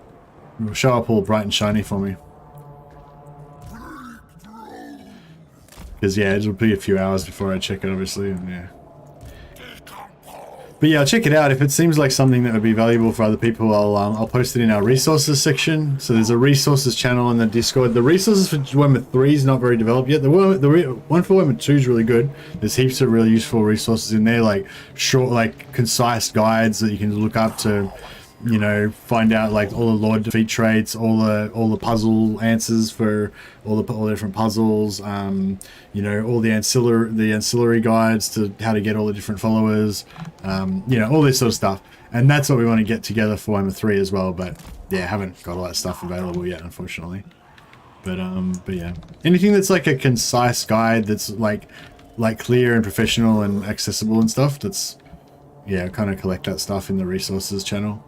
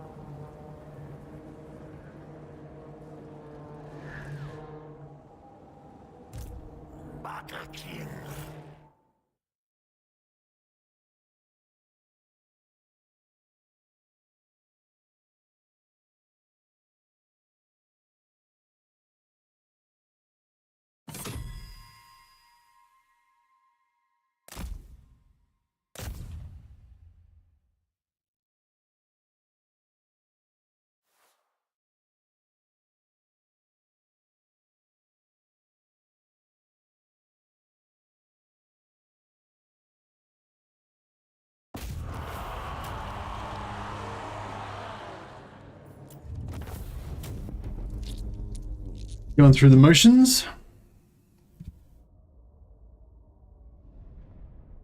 Oh yeah, we got to get this. Alliance with Thrott. Is that happening yet, or what? What's going on, Thrott? Why haven't you offered me an alliance? Why do I have to do all the work in this relationship?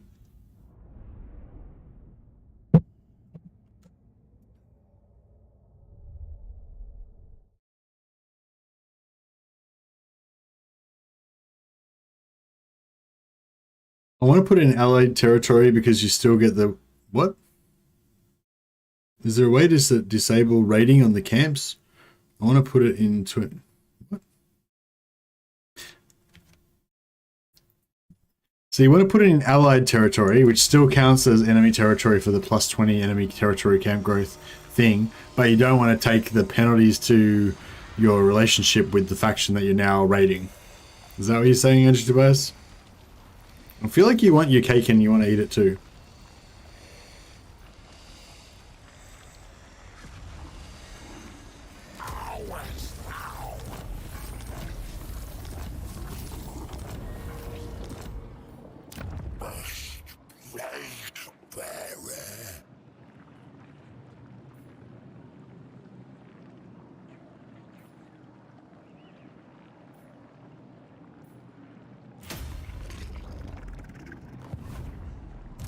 cultist of the Fly Lord. Working with somebody else. How dare he? Thought we were friends. What's going on? How dare you betray me? I don't know if we're going to make it in one turn, but give it a try. I'm excited about the idea of killing Katarine and eliminating her from the game. Right, let's go on Thrott. He does not have any other alliances. We are just about to eliminate his major enemy. He doesn't want to do a defensive alliance yet. I could give him Crackadortum, but I don't want to. Should I start recruiting another army to deal with these dwarfs?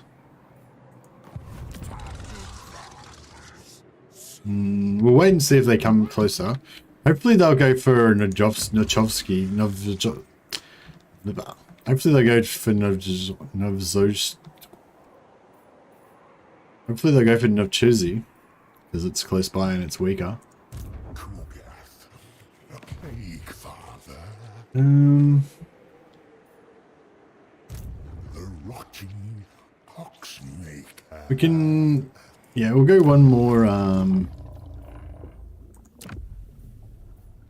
Go one more.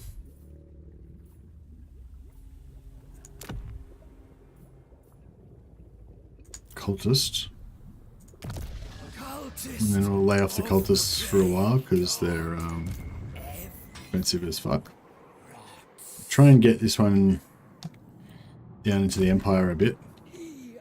Maybe we'll go for Beckhaven. It is too far.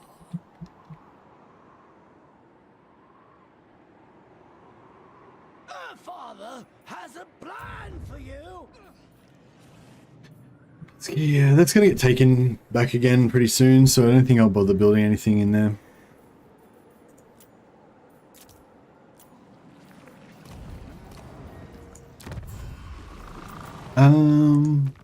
Your will? Vanaheimlings. The hell are they doing down here? Why is that their capital? Why? Obviously they lost their normal capital. Enter then.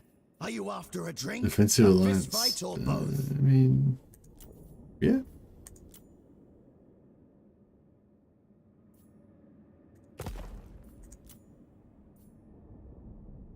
Understood.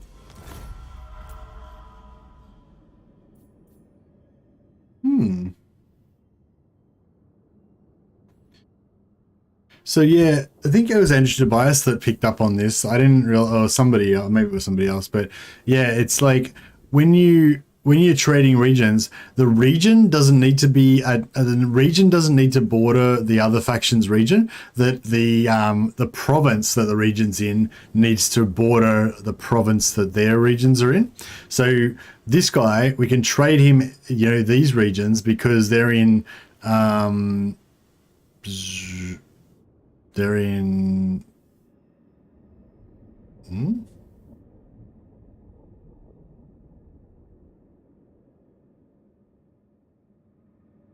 Yeah, they're in Eastern Oblast, right? Sorry, yeah, Volksgrad, which is Eastern Oblast, is neighboring this guy.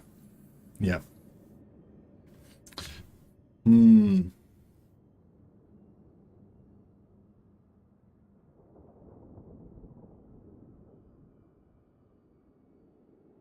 I kind of want to see. This one's Plesk. So we're probably going to lose Plesk and we're probably going to lose Sapotsky as well.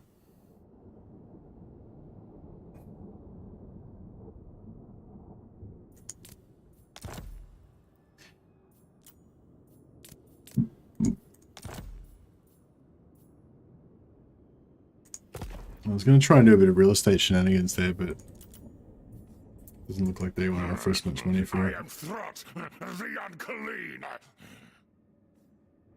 Father's here. Did we lose our starting settlement? I assume we did. Oh no, we still got it. Sunken sewers are just happily chilling out here. Still going.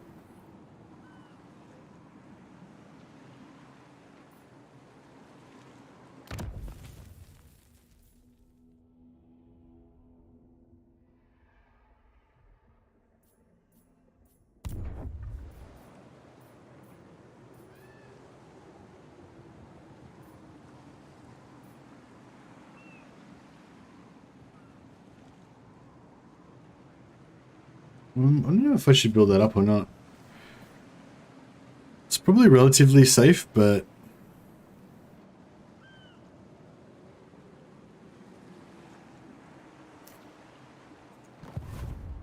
we can sell Cracker Drac to Thrott.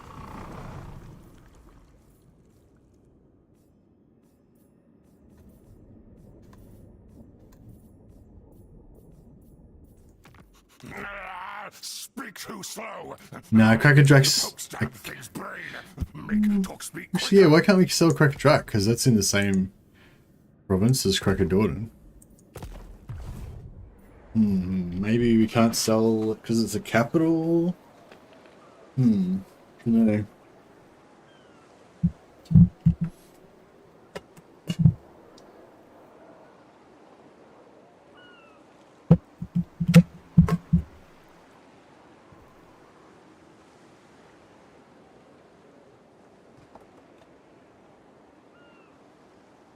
You know, need to sell Cracker Dordan first. Yeah, maybe. But in the other one, we didn't need to. Yeah, I don't know. Maybe, or maybe it's different whether you're buying or selling. Maybe you're selling. No, it's same situation pretty much. I don't know.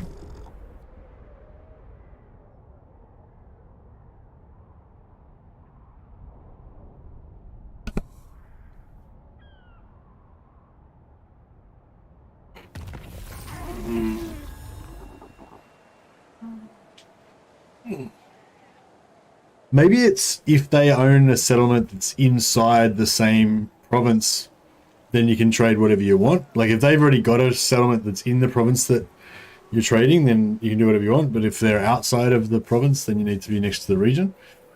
Maybe. Something like that. Nurgle Ascendant. Oh, okay. This lets us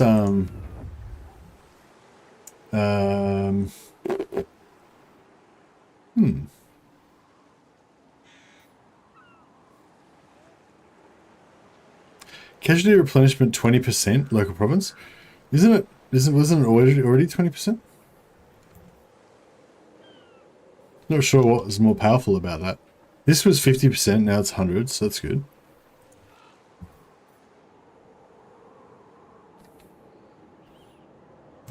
Sigma forbids this. Let the rot fluid flow. Indeed. I worship the Earthfather. I will bring ruin. My Alright. Let's do it.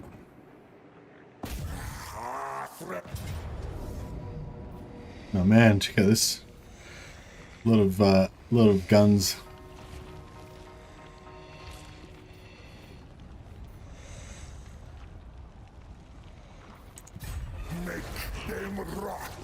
Actually, can we get that other army to...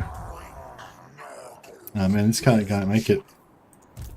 It's gonna die. We might need to divest him of some valuables.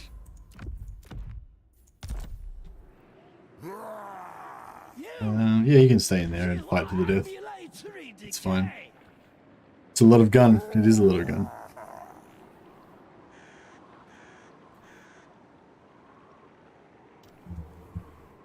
Bring me their organ.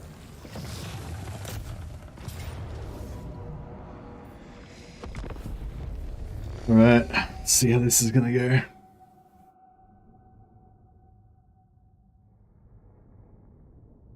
I think late game you can probably grow up camps really quickly. Ogre camps, yeah, well, late game when you drop your ogre camps, they pop out at with like 5 population or something already. Plus you can do the you know, like in my video you can do the raiding thing. Plus you get the plus 20 growth if it's in enemy territory, plus the plus 5 growth general. Can you stop bullets with your fatty flesh? Sure can. That's what our fatty flesh is made for. It's like, yeah, that's one good thing about being a lot bigger now. I was always quite small when I was younger, you know, like 70 kilos, which is pretty, like, I was 5'11", so I'm not too short, you know, like I'm like 180 centimeters or something, 178 or whatever 5'11" is. Yeah, but I was only like 69, 70 kilos most of the time when I was younger, and you know, there's advantages to that and everything.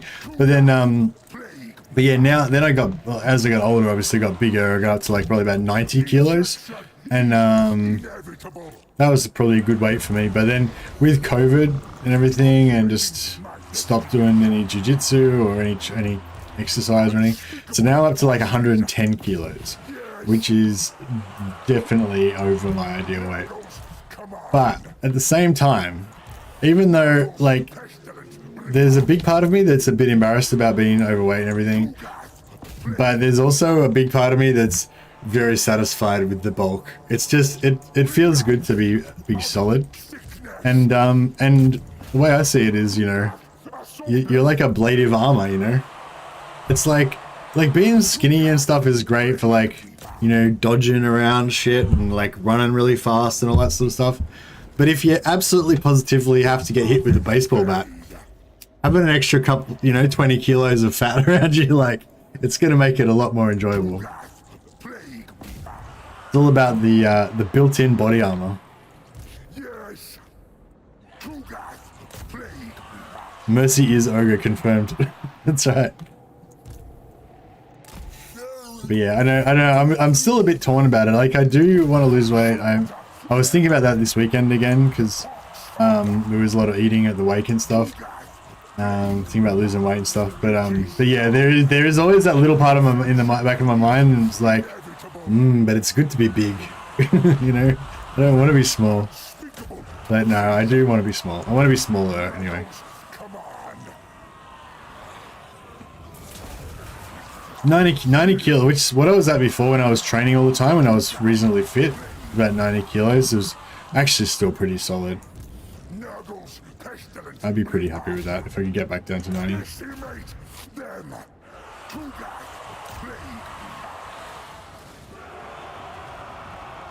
Ogres cheat though. It's raw toned muscle under layers of fat. Exactly.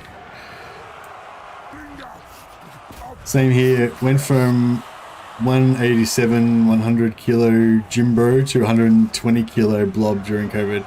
Ogres speak to me at a spiritual level right now. Yeah, I'm like, yeah, I feel a bit like that too, yeah.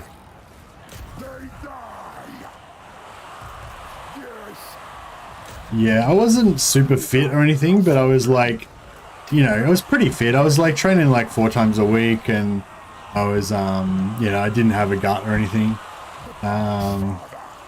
But I do now. I definitely do now. I'm the fattest I've ever been now. I'm the largest I've ever been. But as I said, like, even though, like, on the one side I am disappointed in myself, on the other side there's definitely this satisfaction, you know? Because when I was younger, like, all my uncles and stuff, they're all pretty big dudes. And, like, well, not all my, yeah, I had 2 uncles. Both of my uncles are pretty big, solid dudes. One of my uncles especially. And, like, but they weren't like gym junkies, like they weren't like all muscly and stuff like that. They were just like big dudes, like a little bit fat, you know, just big solid dudes. And so that's like my, you know, that's my, I think like, you know, even though like, like, what's it called? Intellectually, you know, I might think that there's like, the type of body that you want to have is like a fit, muscular, athletic looking body, you know, on a deep emotional level, you know. My brain's like, no, you want to be a big, burly fridge. That is like the ideal male body, you know? Like that reassuring bulk. But yes, I have to fight against that. Fight against that inclination. I do kind of love this, like, no-brain methodology with the Nurgle blob. Like, because man, you're meant to do it. Like, the more damage you take, the more energy you store up in this energy bar here. So it's like, that's what we're built for. We're built to just absorb bullets. Do you think CA will create entirely new units for the Chaos Gods? You mean for the Chaos God factions? More muscles equals bigger sword. That's true. You can carry a bigger sword. Actually, I was thinking about, so I was actually dreaming about, no, was I dreaming about something? No, I tried to have a little nap. Sorry for starting the stream a bit late this morning. I was just, yeah, again, didn't get enough sleep, and I just tried to have a little bit of an extra 20-minute nap before the stream, so that's why I started the stream a bit late. But yeah, while I was trying to sleep for that extra 20 minutes, I didn't actually sleep. Instead, I was just thinking about swords, and I was thinking about my training sword. Where's the training sword? No, it's ready. I might dig it out in a second. Yeah, I've got this like training blunt. A blunt is what they call it's a sword-shaped object, usually made out of wood. That's just like obviously it's like shaped like a sword, but it's just like a blunt, right? So it's just called a blunt. So yeah, it's a wooden sword. Essentially, it's a wooden sword, right? And yeah, so I've got a blunt, but it's not just a blunt. Like normally, a blunt would be, you know, maybe like a centimeter thick. You know, they're fairly thin. Yeah. Anyway, my one's not like that. My one's like 1.5 inches thick by like 4 inches wide. It weighs like 3.5 kilos or something. It weighs as much as like a great sword. It weighs like double. It weighs more than double probably what a long sword would weigh.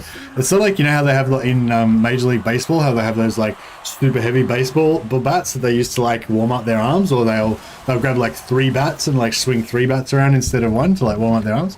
It's like that. But I can't use it inside, otherwise I'll just smash holes in the roof and everything. This one's a standard fetter, yeah.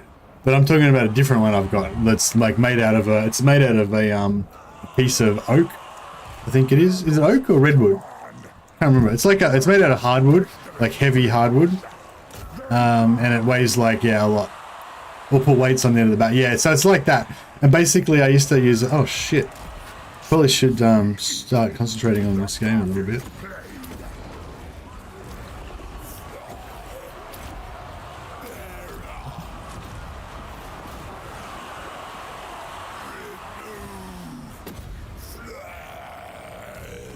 Yeah, all those guns we're not liking those guns much.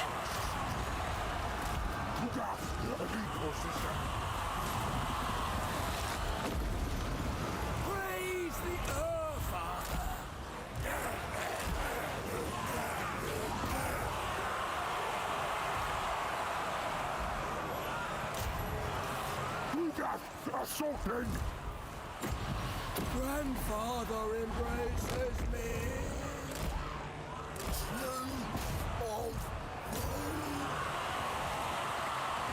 Yeah, Kugath are getting fucked up. Getting fucked up, bro.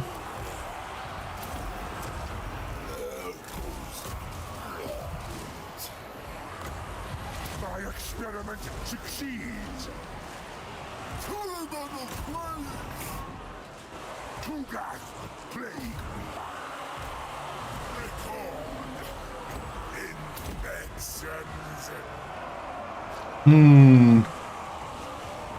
This is not going very well. I've got to admit, this is not going that well. Kugath's still taking like hectic shots. Oh yeah, fucking rotflies are getting fucked up. Let's get back out of here.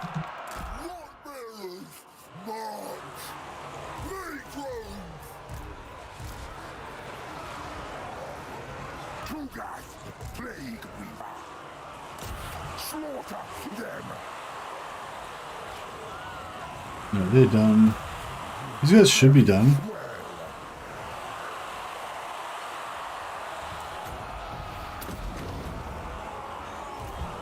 No, I think we might have weathered the storm now.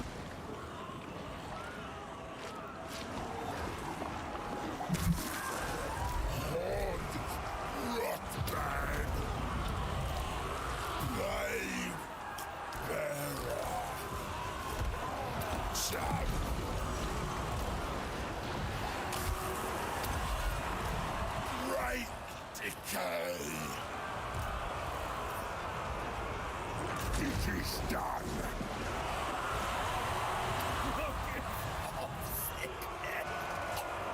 Reverse sniping is real, yeah.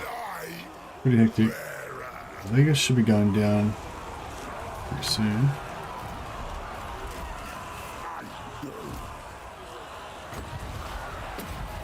Oh, he's already full up. Nice.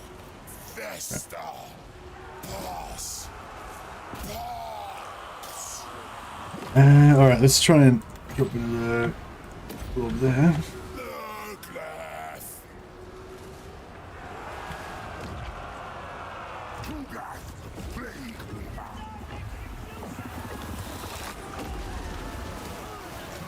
Yeah, it's okay.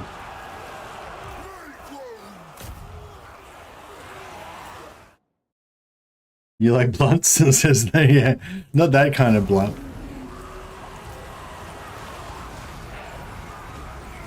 Decimate them. Not you. Trying to keep doing select all. Get out of there.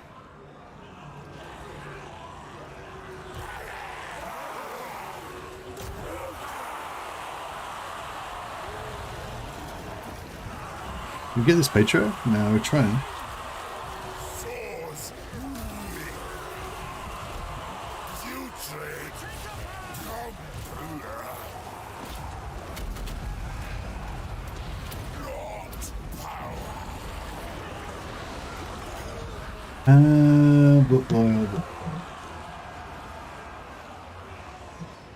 Another one down somewhere. Hey, Rubber Duck War, how you going, man?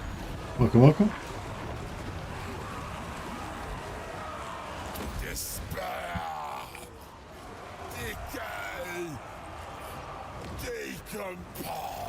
Just getting shot by lots of Strotts here at the moment, but I'm using my my lard, my Nurgle lard, to absorb all those bullets, so it's all good. Oh wow, he just got knocked. Oh, did that instant kill him? Sweet. So I think that's like the walls. See, well, I'm not sure, but it looked like he still had about 10% health. But then the Nurgle beast like power slammed him into this no movement area. And I think he died instantly because it was like when you get knocked off the walls. So that's pretty cool. I never actually noticed that before. We might have to try power slamming people into no-go areas in the future and see if it works. Either that or because he died, that like allowed him to go in there. Maybe he wouldn't have gone in there otherwise, but I don't think so. I think he was alive and then he got slammed into there and then he got insta-killed. So that's actually, yeah, kind of nifty. I'm not sure if you can like use it that effectively, but yeah, wall kills are so good. Yeah, have you used that before as well? It definitely, yeah, that's what's going on. Well, yeah, you mean knocking them off the walls? Yeah, fully. Yeah, when you got like a large flyer with high mass and you just like knocking dwarf coralers and stuff off their walls and they just insta die. It's pretty good. These drones can do that, which is pretty good. They're getting shot by towers right now. I have to bring them in here a bit so they can just sort of hide behind the blob.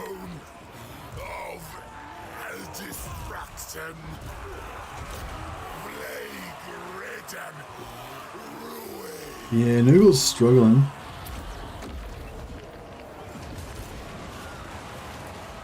Oh yeah, 11, that's the cheap cost. Oh bro, no. Oh, damn it. I meant to like cancel the blood boil with the thing, but it's alright, we actually wrecked this unit, so it was actually pretty good. Let's just go.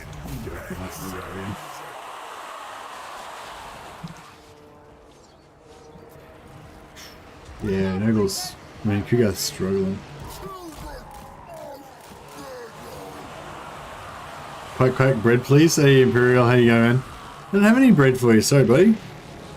We've got slime. There's this slime trail. Oh, where is it? This slime trail here.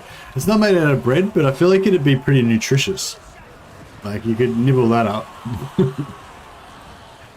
It's like, but I mean, it's not probably not that sanitary. But I mean, if you're a duck, you're probably eating bread off the ground in the out of the dirt and stuff anyway. So I feel like, you know, you're not going to turn your nose up at a bit of nutritious slime trail.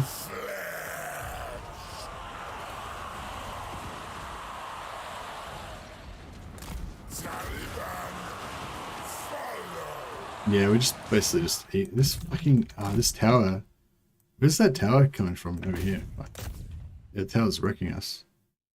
I don't even know if we're going to survive this. Actually, if we can push through into here, we might be able to stop the tower before it wipes out our drones. Yeah, cool. Can we just get these drones off the field? Yeah, we'll flee them. They should survive.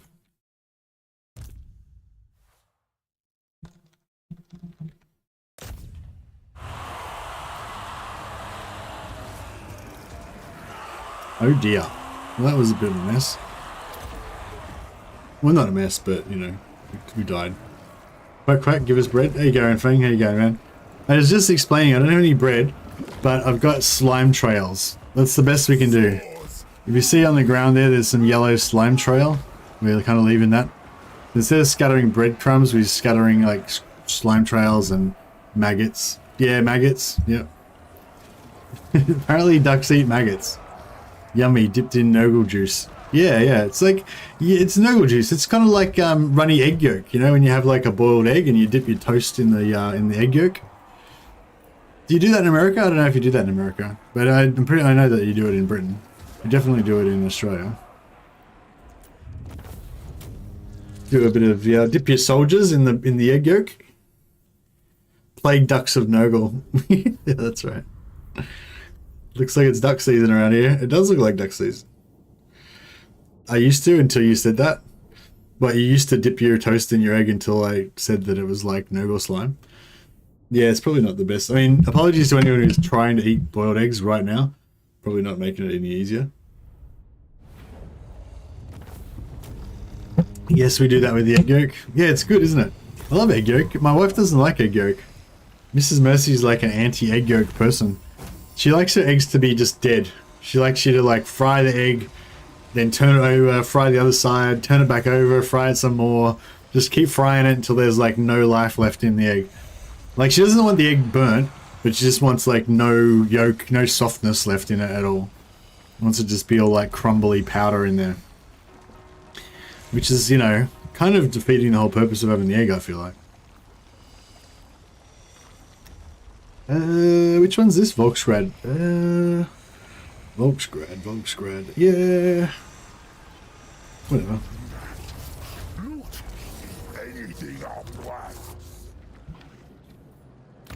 Yeah, so these guys are down to one settlement, but they're probably about to take my settlement. That's okay. If I can just blitz over here, take Kislev, run back again, let Kislev... Don't worry about Kislev getting taken over. Then run back again and wipe out their armies. Then that should be pretty good. Anyone eating during Nurgle stream, you knew the risks. Indeed. I feel like fried eggs over medium, so there's some liquid yolk, but it's not crazy runny when you break it. Yeah, that's what I like as well. Like, I like some liquid yolk, a little bit of non-liquid yolk around the edges, and yeah. And like, yeah, but like if it's got like white on the bottom and the yolk, and then there's like still some clear white that's not like cooked. If there's still clear parts on top, like that's no good. The yolk has to be like, you know, sort of sealed in there a little bit. How I usually cook my eggs actually is I usually fry them on the bottom, and then I have quite a bit of oil in the pan. And then when they're cooked on the bottom, but the top is still completely runny, I basically I turn off the frying pan, I flip them, and then I just let the top sort of heat for 30 seconds, and then I take them out like that. So the inside's like fully runny, but all the outside is like sealed, if you know what I mean. Yeah, I do that quite often. It's pretty good.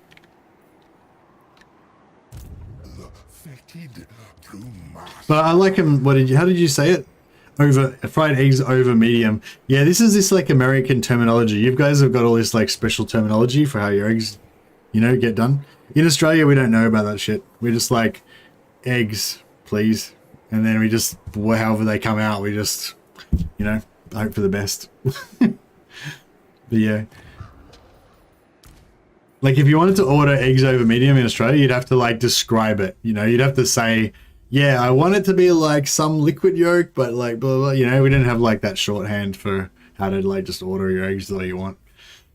We're not that sophisticated yet.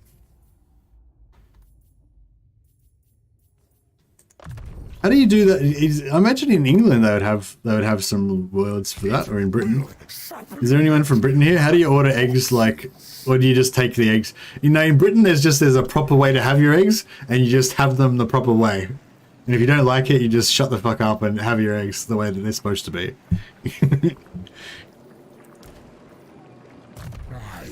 I break eggs into a hot bowl of rice or ramen so the white goes a bit cooked, but the yolk is raw. Oh, that actually sounds alright.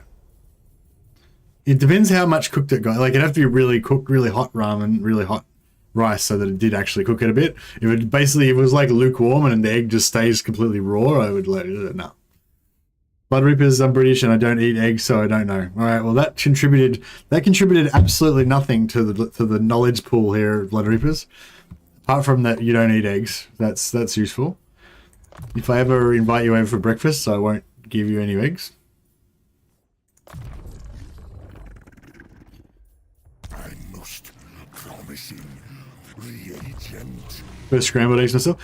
I don't like scrambled eggs. I mean, no, when I say I don't like it, like, yeah, I mean, I kind of appreciate it. Like if you're having like a breakfast and, like if it's like a big breakfast, like a group breakfast type thing, like if you're at like a working bee and they put on like bacon and eggs for everybody, or you know what I mean, or there's like a hall and they've got like bain-maries they've got like trays with shit and everyone's lining up to get, you know, like scrambled eggs is good in that situation. It's just easy, just scoop it out, you know, that you don't have to screw around and stuff like that, and it's still good. Eggs are like scrambled eggs is good, it's filling and everything, but it's just not as like a fried egg or a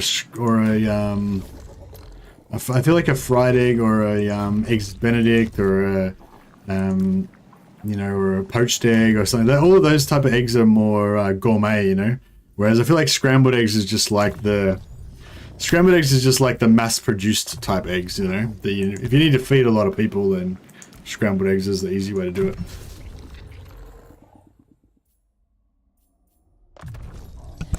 My mother-in-law actually does good scrambled eggs. She does it with a little bit of orange juice. Instead of cream, she uses orange juice. I'm not sure if she puts butter as well. But it's actually pretty good. It doesn't taste all weird and orangey or anything. It's actually pretty nice.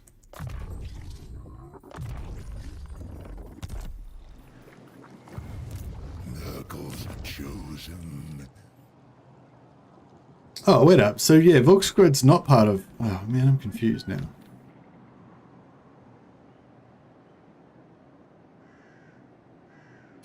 Maybe the province that the other faction is in has to touch the region. So it's their province has to touch your region. That would make sense, because so even though the Norskins are in Gerslov, right? So the Gerslov region doesn't touch any of my regions, but the Eastern Oblast, which Gerslov is in, does touch all of my regions. Yeah, it touches these 3 regions here, and that's why I can trade. Whereas the province that Help It's in only touches that region. Yeah, so it's not province touches province, it's province touches region. That's how it determines whether you can sell them or not. I mostly scrambled my eggs, but if I eat with one with the runny yolk, dipping toast is the way to go. Yeah, for sure. And the toast has got to be like quite toasted as well. You don't want any of that like anemic toast where it's like the toast is barely even toasted. It's just kind of like warm bread with like soggy butter melted into it. That's no good. You got to have like it's got to be like nice and crispy toast so you can, you know, get it in there, get that egg on it. I'd rather not have it, you know, touching my personal regions. That's a good point. We just got another hero capacity.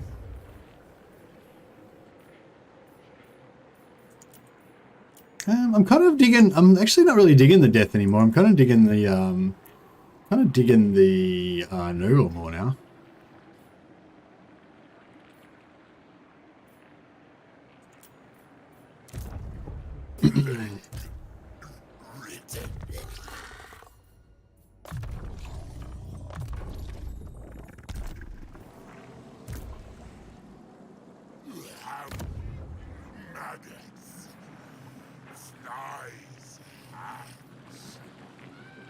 No, I'm not going to build anything there because we're probably going to abandon this when we head to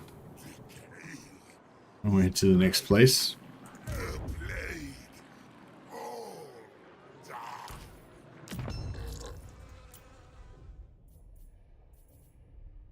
Just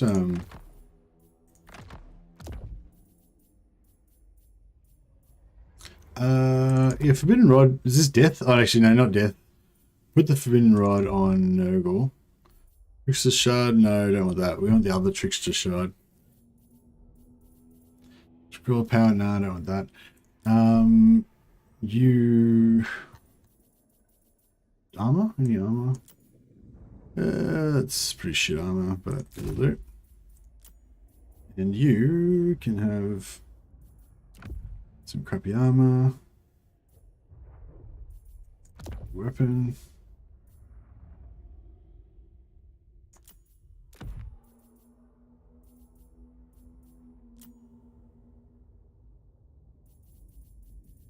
Maybe we should do some more melting, actually. I don't want Scroller Blast. It's okay, but I never use it anyway. So we'll get rid of that. Trickster Shard I don't like. Get rid of that.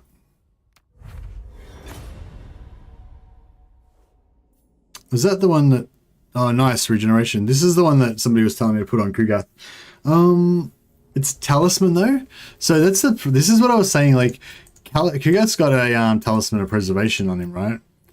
I know he's got Talisman of... Well, still 12%, right? So he's currently taking... What are we rocking with? Yeah, we're currently rocking with 67% physical resistance, right? So, oh, actually, and we've got an extra 20% when he's got the 20% on there. So he's rocking 90... What was it? 67... So 87... He's currently rocking like 87% ranged resistance when he's got the physical on. So close enough, just say close enough to 10%. So if he takes that off, then he basically doubles the amount of range damage that he takes. So it's like, yeah, I mean, we are saving all those heals. Like last game, I think I cast like 5 heals on him, 3 of which were spells that I had to pay mana for. But like, yeah, it's not the mana. The mana isn't the problem. The heal cap is the problem. So yeah. So I think I'm going to stick with my decision to not put the regen on him and to keep him with the ward save.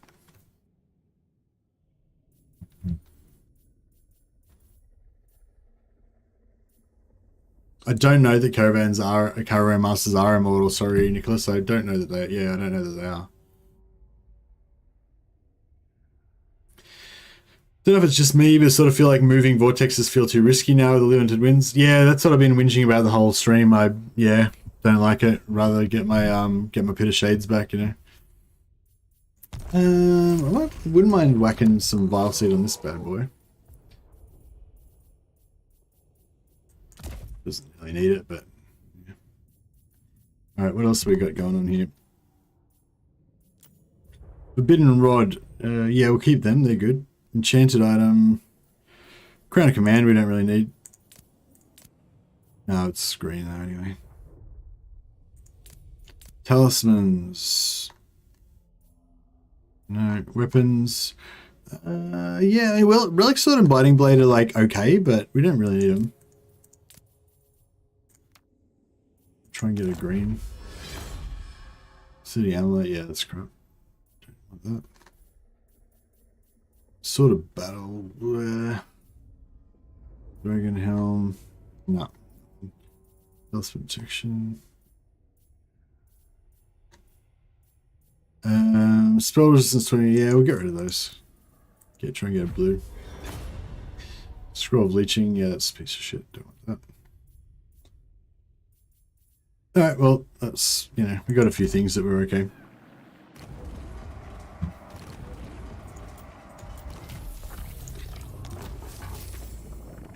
Yeah, Vile Seed's pretty cool.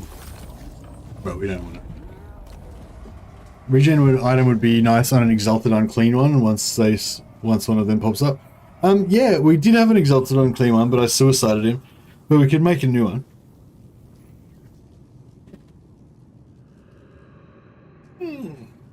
Jeez.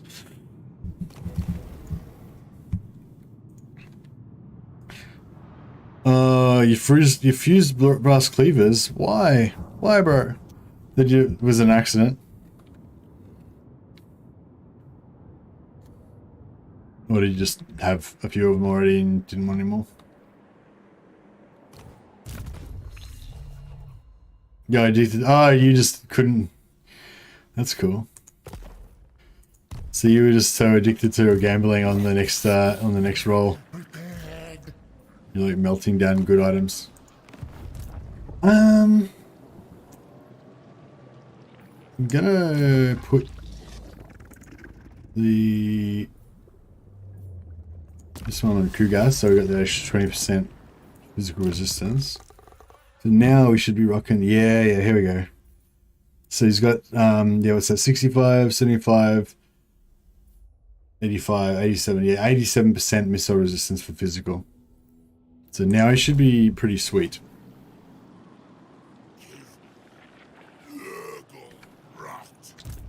This guy's still ready to die.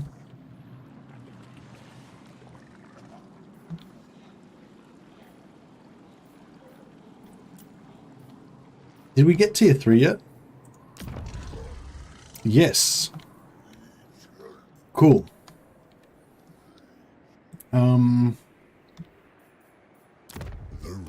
So we can't do cultists here, but we can now do cultists here.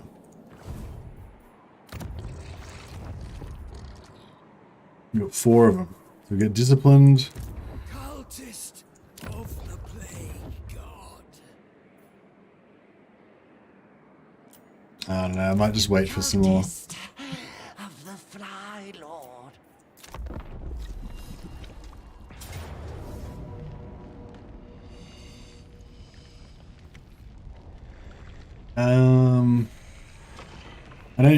I don't care. I'm just gonna let her have it. Oh yeah, I could try and do a bit of damage, but it's like not worth it.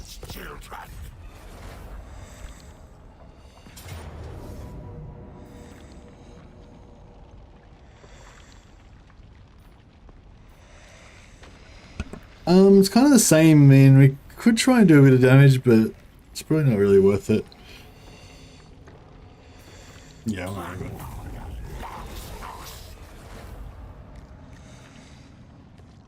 Had 3 brass cleavers, so I only needed 1. Ah, that's fair enough, yeah.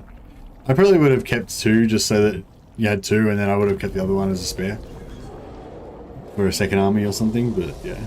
Each to his own. Each to his own. I understand the allure of the RNG. Felt across the dimensions. Its arcane energy rips across the...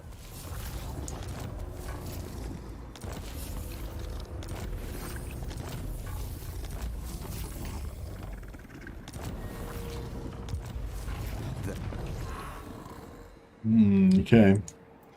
So yeah, this is the thing, like, it's like, I'm like right in the middle of something here. I'm trying to chase down Katarina's armies.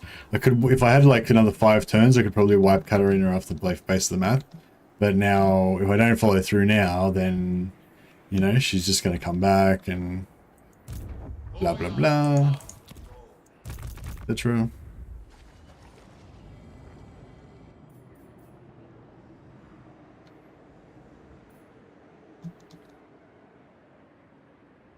Where's her? Oh, there it is, Kislovia.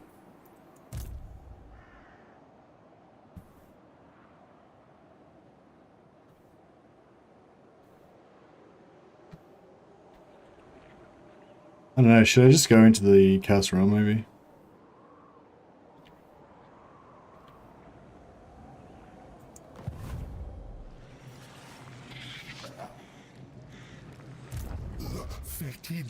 I'm starting to worry we might be going to get too few, we might start getting too few Nurglings as well.